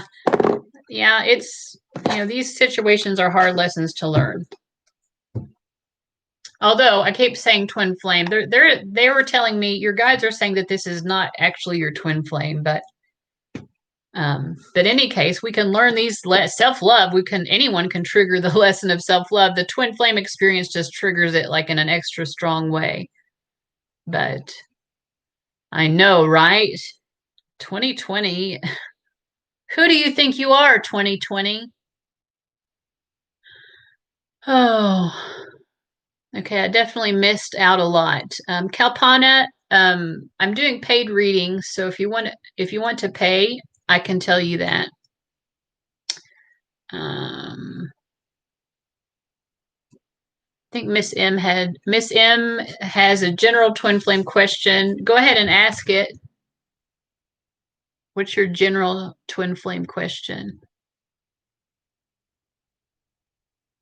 I'm just going to be scrolling back. Daylight Divine says every reading I have ever gotten tells me to leave my twin flame. Well,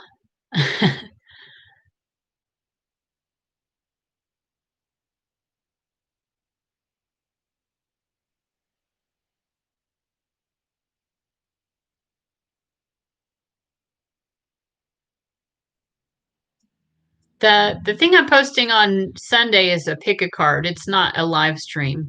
It's just a pick a card video.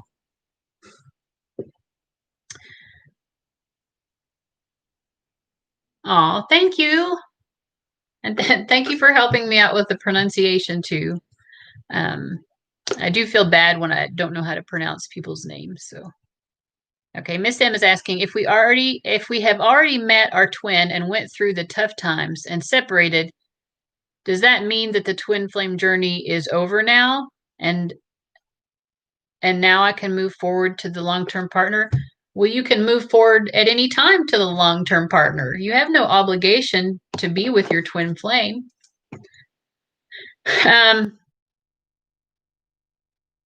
No, the twin flame journey is not over. If we want to go back to, when I was talking about the double helix and these rungs of the double helix, I wish I had an image of one, but I think you all know what a double helix looks like. The rungs on that double helix, the lines that connect the two like vertical lines,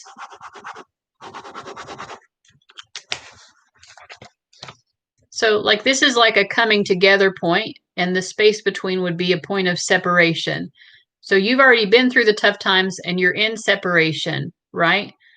But you could either in this lifetime or in another lifetime come back together. But even if you don't, the separation itself will still be propelling you towards growth. So no, the twin flame journey isn't over. I mean, the twin flame journey is a multi-lifetime journey. If you're a twin flame, the whole point of it is like continued growth. If you get at a point where you're really stalled, like which is where I was at in 2018, I was miserable. I was very spiritually disconnected. I called out to God through prayer. I wasn't asking for my twin flame. I just wanted to be a better person, and I wanted the world to be a better place. And I had this spiritual reawakening where I was called back to this twin flame. My attention was drawn back to it, and I was made to understand what that connection really was because my soul was ready to be revamped. It's like, when you're trying to, what is it called? When someone's like having a heart attack or something, you're trying to like use those metal things to get them to come back to life. So, yeah, I don't know if I'm explaining this well. Let's pull some cards and see what Spirit has to say as well, Miss M. What does Spirit have to say about that? Yeah, it's like the Wheel of Fortune. Perfect card. Yeah, if the wheel goes through a revolution, does that mean that you throw the wheel away? No, the wheel is going to keep revolving. It's going to keep moving forward. This is not a journey that ends. It just changes and evolves, even if you're apart and you're okay with it.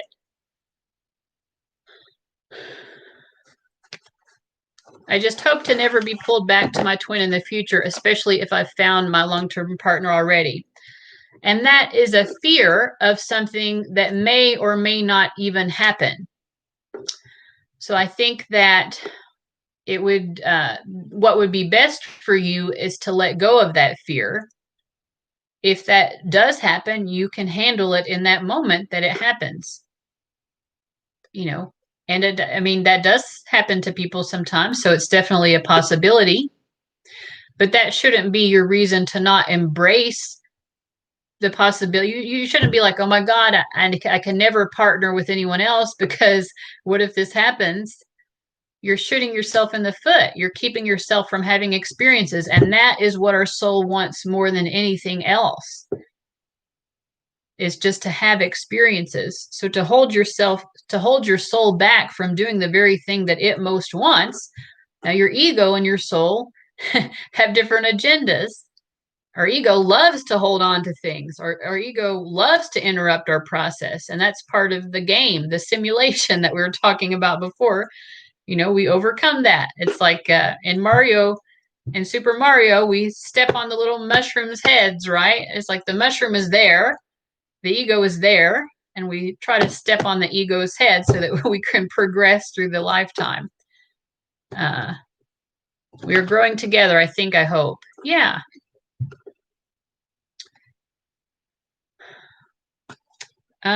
So let's look at these oracle cards that I pulled before. Maybe these will have answers for you also, but beyond which I said. You can stay away forever. I understand that sentiment for sure.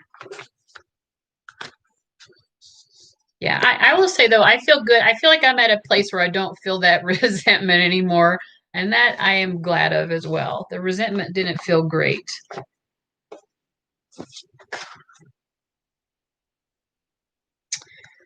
All right.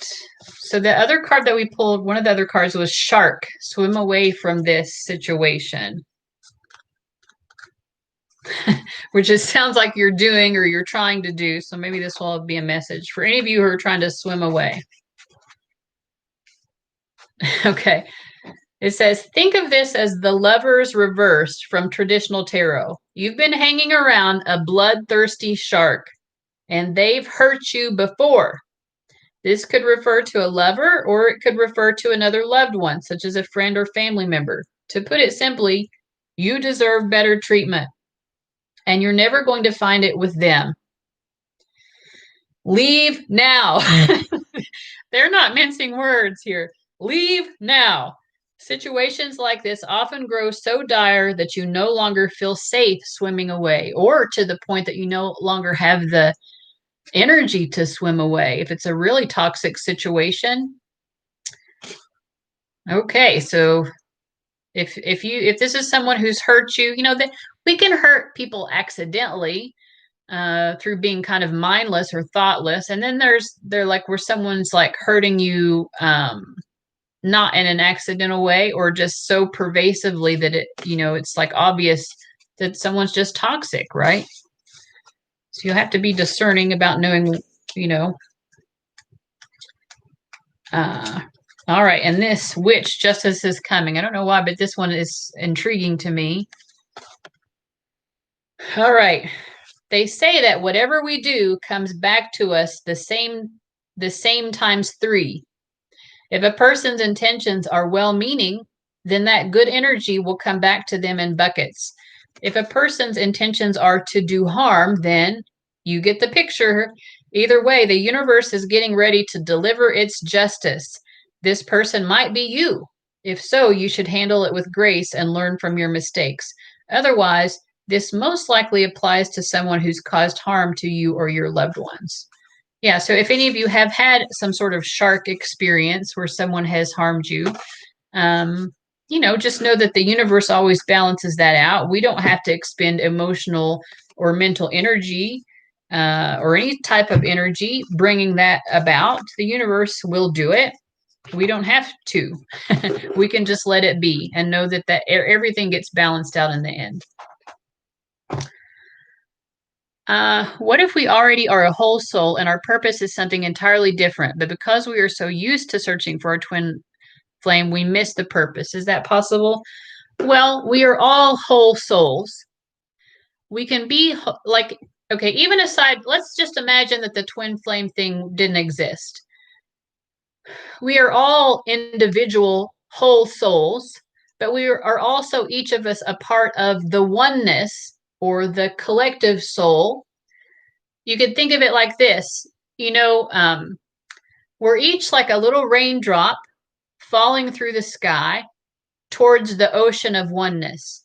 So when we pass over to the other side, we'll connect back to that experience of oneness, much more so than we currently are. But we can be both. We can be both that individual drop of water and the ocean itself. There's this concept called dialectics, which means that two things that are seemingly in opposition can still both be true at the same time. And this is a good example of that. Whether we're a twin flame or not, we are always a whole soul. And at the same time, we are the oneness. We are oneness, not just a part of the oneness, but we are that. But we are both. So I would say, for one thing, there's no need to search for your twin flame. I think that you probably would be impeding yourself if you're out there. You're like, oh, I've heard about twin flames. Let me try to find mine. If you and your twin flame are meant to meet, you're going to meet each other because it's necessary, again, to do that re-sparking of each other, to kind of like spark each other back to your journeys. So whether you're a twin flame or not, there's no need to search for that person. So no, you're not going to miss your purpose. And you could be a twin flame and just your twin flame isn't incarnate with you in this particular lifetime. This might be a lifetime of entire separation from your twin flame. And like we were talking about before with Miss M, and the wheel card came out, that doesn't mean you're not still on a twin flame journey. It's just you're on a twin flame journey where you're apart from each other. If you haven't gotten, your twin flame is not necessarily your destination, but if they were, and you're on a journey from where you are to your twin flame, that is the journey. So the journey doesn't end just because you haven't arrived at the destination. We're always on a soul journey. That's what everything is. It's a journey of our soul. Does that make sense? Say Chirao.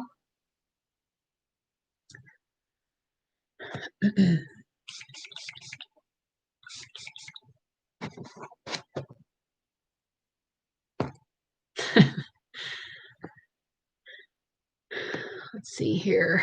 I don't think I've gotten any other payments, so I think I'm going to pretty much wrap it up. I thought this was an interesting discussion. I've thought about talking about twin flames for a long time, and because that's what you all wanted, I really was like prepared to talk about feminism today, but y'all wanted to talk about twin flames. But I feel like this was a really good discussion. I enjoyed as well the personal readings that I did. I hope that those were helpful for you guys. Oh, Daylight sent a payment. Okay. Well, I'm not leaving yet, Sydney. Let me see here.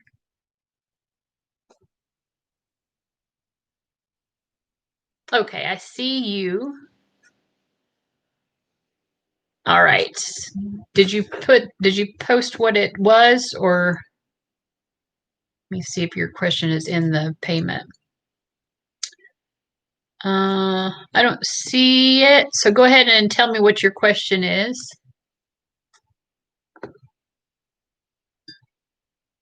You need to think about it a bit.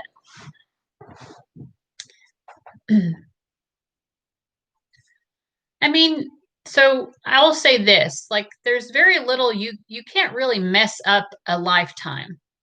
You could spend an entire lifetime sitting on the couch eating potato chips, which sounds heavenly to me, and it still wouldn't necessarily be a wasted lifetime. Now, have you made the most of that lifetime? Obviously not. But it's not wasted because, again, your soul is still having an experience. Your soul is still learning something from that.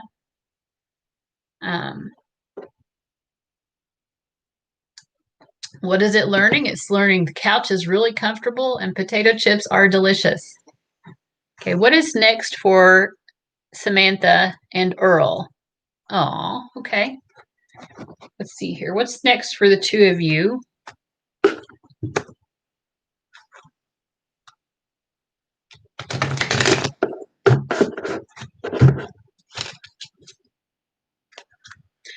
Seiichiro, if you're wanting to live a purposeful existence, then you're already doing that. And your desire for it increases the likelihood of you being able to do that successfully. Putting effort towards living a purposeful life. You know, if you put effort towards something, you're bound to make progress. So if you're wanting to live a purposeful life, just keep doing it. You know, the twin flame experience, whether you're a twin flame or not, is not going to interfere with that. Okay, Samantha and Earl. I want to know what's next for them. What's next for them?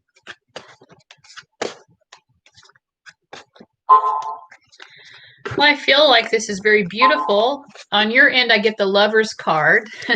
So you're going to continue to be in love and loving.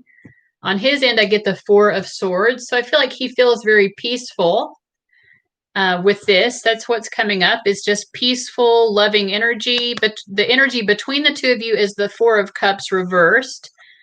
And to me, it feels a little bit like maybe, you know, the Four of Cups, all of the fours are about stability. So with the cups, there's stable emotions, but it could feel a little bit kind of boring, or like you've lost that honeymoon period type of thing. Oh, well, we have a couple four cards coming up, so that is interesting with all the fours that you have.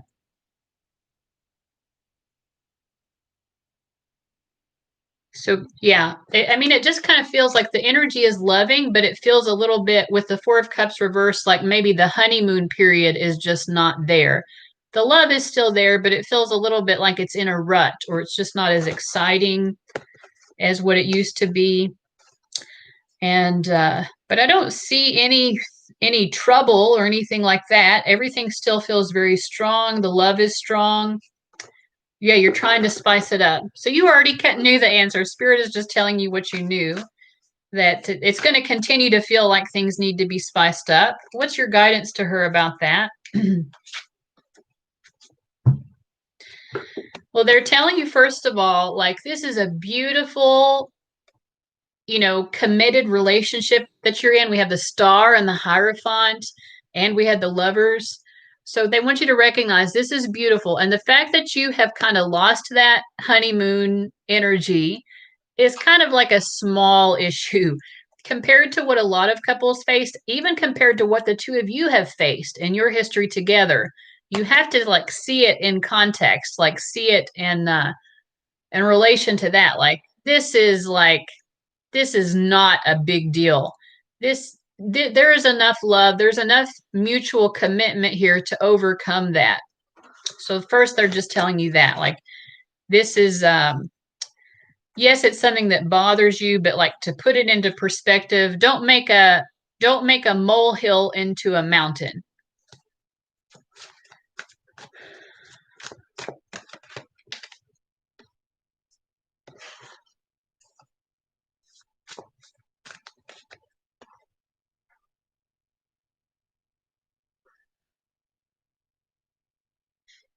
And they're also just saying, I have the Fool reversed and the Five of Swords. It kind of makes me think, like, you know, sometimes if you ever feel like doing something that might hurt him in order to bring the spark back, or, you know, because I think sometimes our egos convince us of certain things, like maybe I should make him jealous or something like that. I know that that is definitely a problem for me sometimes. Like, I have this tendency to try to make someone jealous in order to prove that they're still interested in me. They're just saying, I think that your guides are saying anything like that is just not necessary. Yeah, they're just kind of, I mean, I think they're just saying, like, I mean, obviously more physical interaction, like making sure that the two of you have time for your bedroom, you know, stuff is important.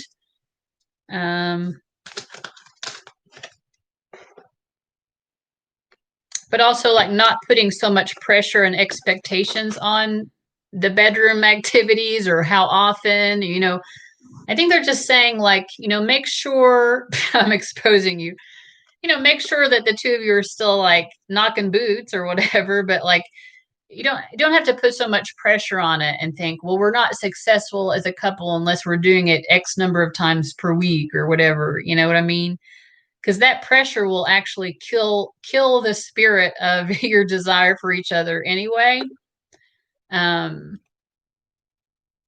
You need to hug more. Then just hug him more. This could be that kind of physical affection as well. Just reach out and hug. Um, I'm asking, like, how would he feel if you just hugged more? He feels positive. He loves you as well. Is there a reason? I know I'm just asking you instead of reading the cards, but like, is there a reason why you're not just, why aren't you just saying, hey, I need to hug more? Or like, why aren't you just reaching out and doing it? Maybe you feel that he doesn't understand this need that you have, but he won't understand it if you don't try to explain it. Oh, okay. I think that, that's one of the things in relationships that, one of the most important things, of course, is like healthy, open, and honest communication. So, I think that if you're able to explain that to him, so with this Two of Swords, maybe you think that he won't understand that.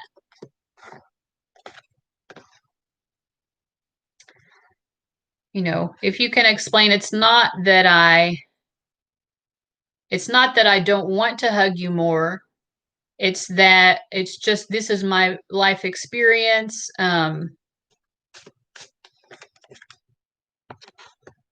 I feel like he already kind of intuitively knows that it is connected to some sort of childhood issue, because I get the High Priestess card. So I think even without you saying it, he does kind of know.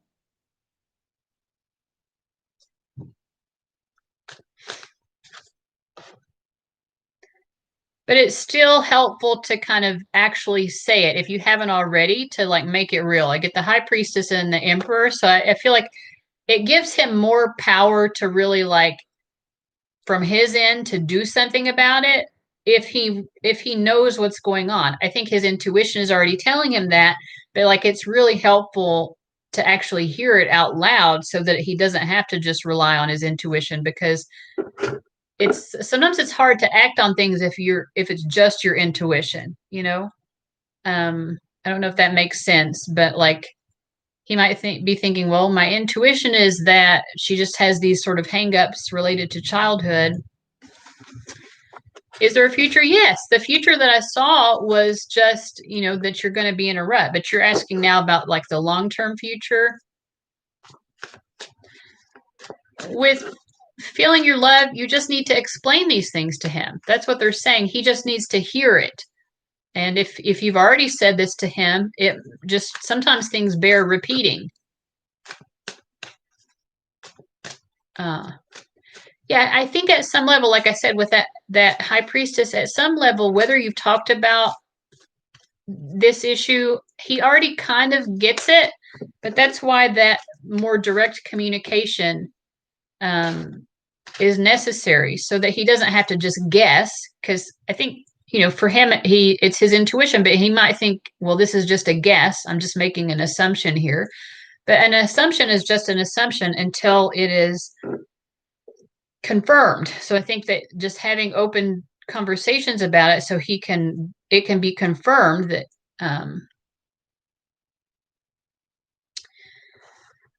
well, Spirit is saying not to make you worry more, but Spirit is saying that, you're right. It's not going to mess it up completely, but it does make it harder for this to be what you want. In order for you to have the future that you want,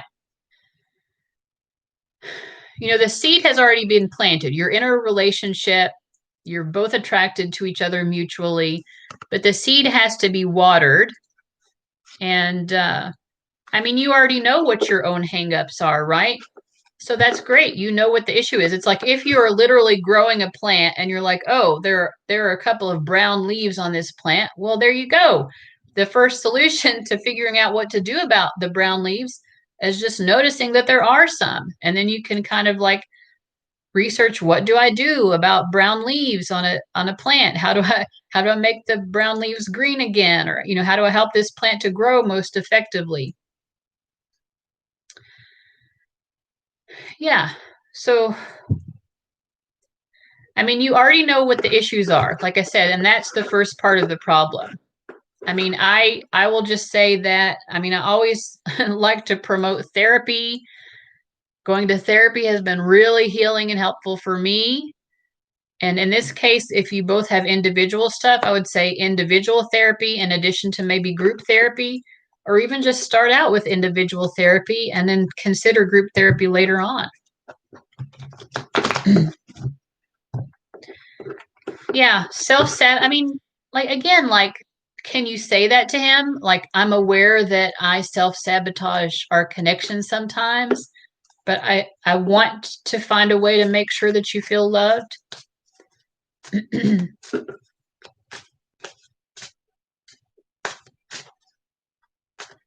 Right. Seichi Rao is, I guess, asking you if, it sounds like he likes physical affection. Are there other ways of showing that love that would still work for him?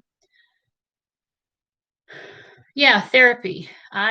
Let's see if there's any final words from Spirit about what you can do.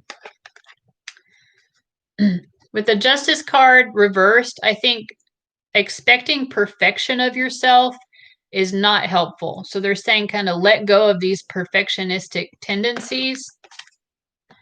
And also, if you think that you somehow are the largest percent of the quote unquote problem here, they also are saying that you're not being fair to yourself. And then we have the moon reversed. It's like, I think you're already aware of some of these issues. You're very aware, actually. You're coming through to me as extremely self-aware, except for the fact that maybe you're expecting perfection of yourself, except for the fact that maybe you're putting like most of the weight of this on yourself and saying that and thinking that you're the majority. Both of you have your own issues that you bring to the table here. You have a level of self-awareness that helps you to understand a lot of what your issues are that stem from the past and his. So now it's just about, how do I step more fully into those problems from childhood and start to heal and resolve that. So definitely, therapy or anything else that is healing for you. Anything that helps you to face these demons from childhood, these traumas, anything that allows you to face them, because it's scary. I did 2 months of individual therapy recently. 2 years, I say 2 months, 2 years of individual therapy in addition to group therapy. And then for about a 3-month period with my individual therapist, we did something called cognitive processing therapy, which is a form of trauma therapy. And I thought before going into it that it would be scary, but it really wasn't. It just allowed me to notice trauma-related thoughts I was having throughout the week and to really be able to look at those thoughts clearly and come to a better way of thinking, a healthier way of thinking. It really helped me to resolve so much stuff that I honestly I wasn't sure if this would ever be resolved. Now, is it completely resolved? Maybe not, but it's like so much more healed. It's like I can breathe, I feel like when we fight, we hurt our kids. Yes, of course it does, and that's, listen, we all do things that we regret. None of us is perfect. Again, with that justice reverse, let go of the perfectionism and self-blame here. I feel like I look within sometimes more than he does. And my biggest concern is that we are trying to make it work when we should use our energy to like make our kids, so you recognize that when the two of you fight, it hurts your kids. But then at the same time, you're saying, instead of working on the fact that we fight, we should just make life better for our kids. But if you're fighting less, then that is helping your kids. So again, like, yes, nothing is more important your relationship with him is just as important as your relationship to your kids, and vice versa. Your issues from childhood are just as important as his issues from childhood. Your level of self-awareness is just as important as his level of self-awareness. So in any case, I hope that makes sense.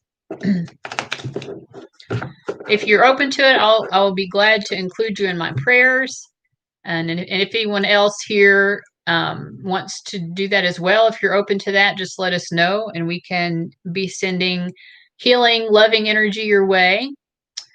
In addition to the real life steps that you're taking, I think self-awareness is so incredibly important to the healing process. When people are not self-aware enough to know that they need healing, they're never going to heal. And it sounds to me like you are incredibly self-aware. And that's like I said, that's kind of the most important thing. You'll never never heal without that self-awareness. So I think I'm going to wrap up here. I don't think I had a payment from anyone else. I didn't notice anyone else saying that they had anyways, but I'll double check here. What was I honest about? I don't remember. Oh, about going to therapy? Yeah. It's because therapy is so healing to me. I have a master's degree in social work that I got in 2019, but then honestly, I still wasn't really at the point of my own healing to become a full-time therapist. And also my channel was taking off at that time. So I just focused on the channel and continued my therapy. And at the beginning of last year, I was starting to think about and I applied. I had an interview that went really well. And it was right after that, there was quarantine. And I was like, I don't know if they're even going to be hiring anyone. And then I spent most of last year trying to figure out, do I want to go back and be a therapist? Because even if I did, I would prefer to be able to do it part-time so that I could have energy to devote to this. And in the end, I decided maybe it would be better to take that energy and just to put it all into to this. Being an entrepreneur, being more of a spiritual teacher, which is something that the live streams have helped me to step into that particular sole purpose of being a spiritual teacher. It's something that my guides definitely want me to step into more, and there are some other ideas I have for that, but in any case, yeah, lately I've been questioning it again, though. I'm like, maybe I should go get a regular job. The benefit of that is that there's you have an income each month that is expected, that you can be sort of a guaranteed monthly income. Whereas it's not as guaranteed with being an entrepreneur, at least not in what I do, but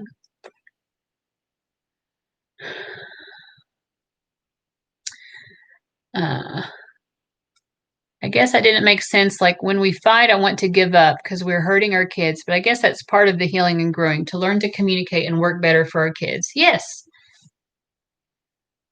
Yeah, listen, sometimes life is two steps forward and one step back. I don't have any kids. And I was always afraid of becoming a parent and being that trauma, being a source of trauma to my kids in the way that I had experienced. And I don't know. I've had moments as an aunt where I feel like I've made mistakes, even just as an aunt. And look, she gave me this mug. Best aunt ever. She still thinks that I'm an excellent aunt. She knows that I'm loving, even though I've yelled at her sometimes very unnecessarily. I've been very angry in ways that I wish I hadn't. But going to therapy helped that a lot. That sort of irritability and easily triggered anger and stuff like that. So, listen, we can't change the past. This is one of the things that I don't like about cancel culture, is I think that it makes people feel like, well, you're just canceled. When really we should say, that wasn't cool what you did, but if you want to Improve yourself will support you in improving yourself. I feel like cancel culture is just like, nope, you did something wrong, and now we're not even ever going to give you a chance. So maybe you're trying to cancel yourself, Daylight. Don't do that. You need to support yourself. You obviously have a very strong self awareness and a very strong interest in self improvement. So don't congratulate yourself. You should be patting yourself on the back. Yeah, definitely try it out. I think you should at least go 3 times, at least, with a therapist before you decide to walk away from it. So at least give it a chance, right? The first session is really just going to be them getting your background information. It's not really even going to be therapy. It's more like them collecting information on you. And the other thing that I will say, if you go for a few sessions with a therapist and it just doesn't feel right, don't be afraid to look for a different therapist, because one of the most important elements of therapy being successful is your rapport with your therapist. And that doesn't mean that someone's not a good therapist just because you don't have a good rapport. It could be many different reasons. Um, so don't be afraid to shop around. You're not going to hurt their feelings. And if their feelings are hurt by that, then that's evidence that they're not a great therapist, or they need to do their own healing work to not take that personally. But, or you don't even have to tell them why, you can just stop going. Sometimes there will be organizations where there are lots of therapists at that same place. And if that's the case and you still want to stay at that place, but with a different therapist, again, you're allowed. This is totally your right to say, you know what? Nothing against that person, but I feel like someone else would be a better fit. Yeah, don't cancel yourself. Responsibility culture. That is amazing. I love that. I love that. Yes, responsibility culture instead of cancel. Let's cancel culture and replace it with responsibility culture. Just take responsibility for what you did and do better the next time. Yes.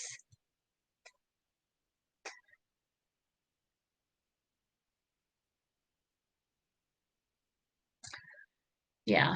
The fact, I mean, I don't know your mom, so who knows? But I know in my experience, like, the biggest difference between me and the adults who traumatized me is that I am willing to question myself and be self-aware. If your mom is truly a narcissist, then most likely she is not questioning herself at all. Because that's just too painful for the narcissist to do. They can't do it. They're incapable. Uh,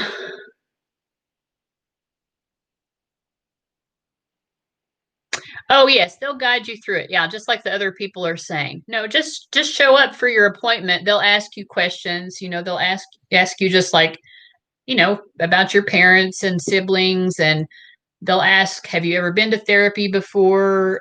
They'll just get, it's like going to a doctor that you've never been before. They're going to just, like, a doctor will get your medical history.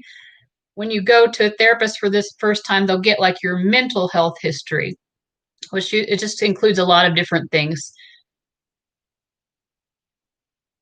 Good. Yeah. Sometimes narcissists can start to become more self-aware, which is great for all of us.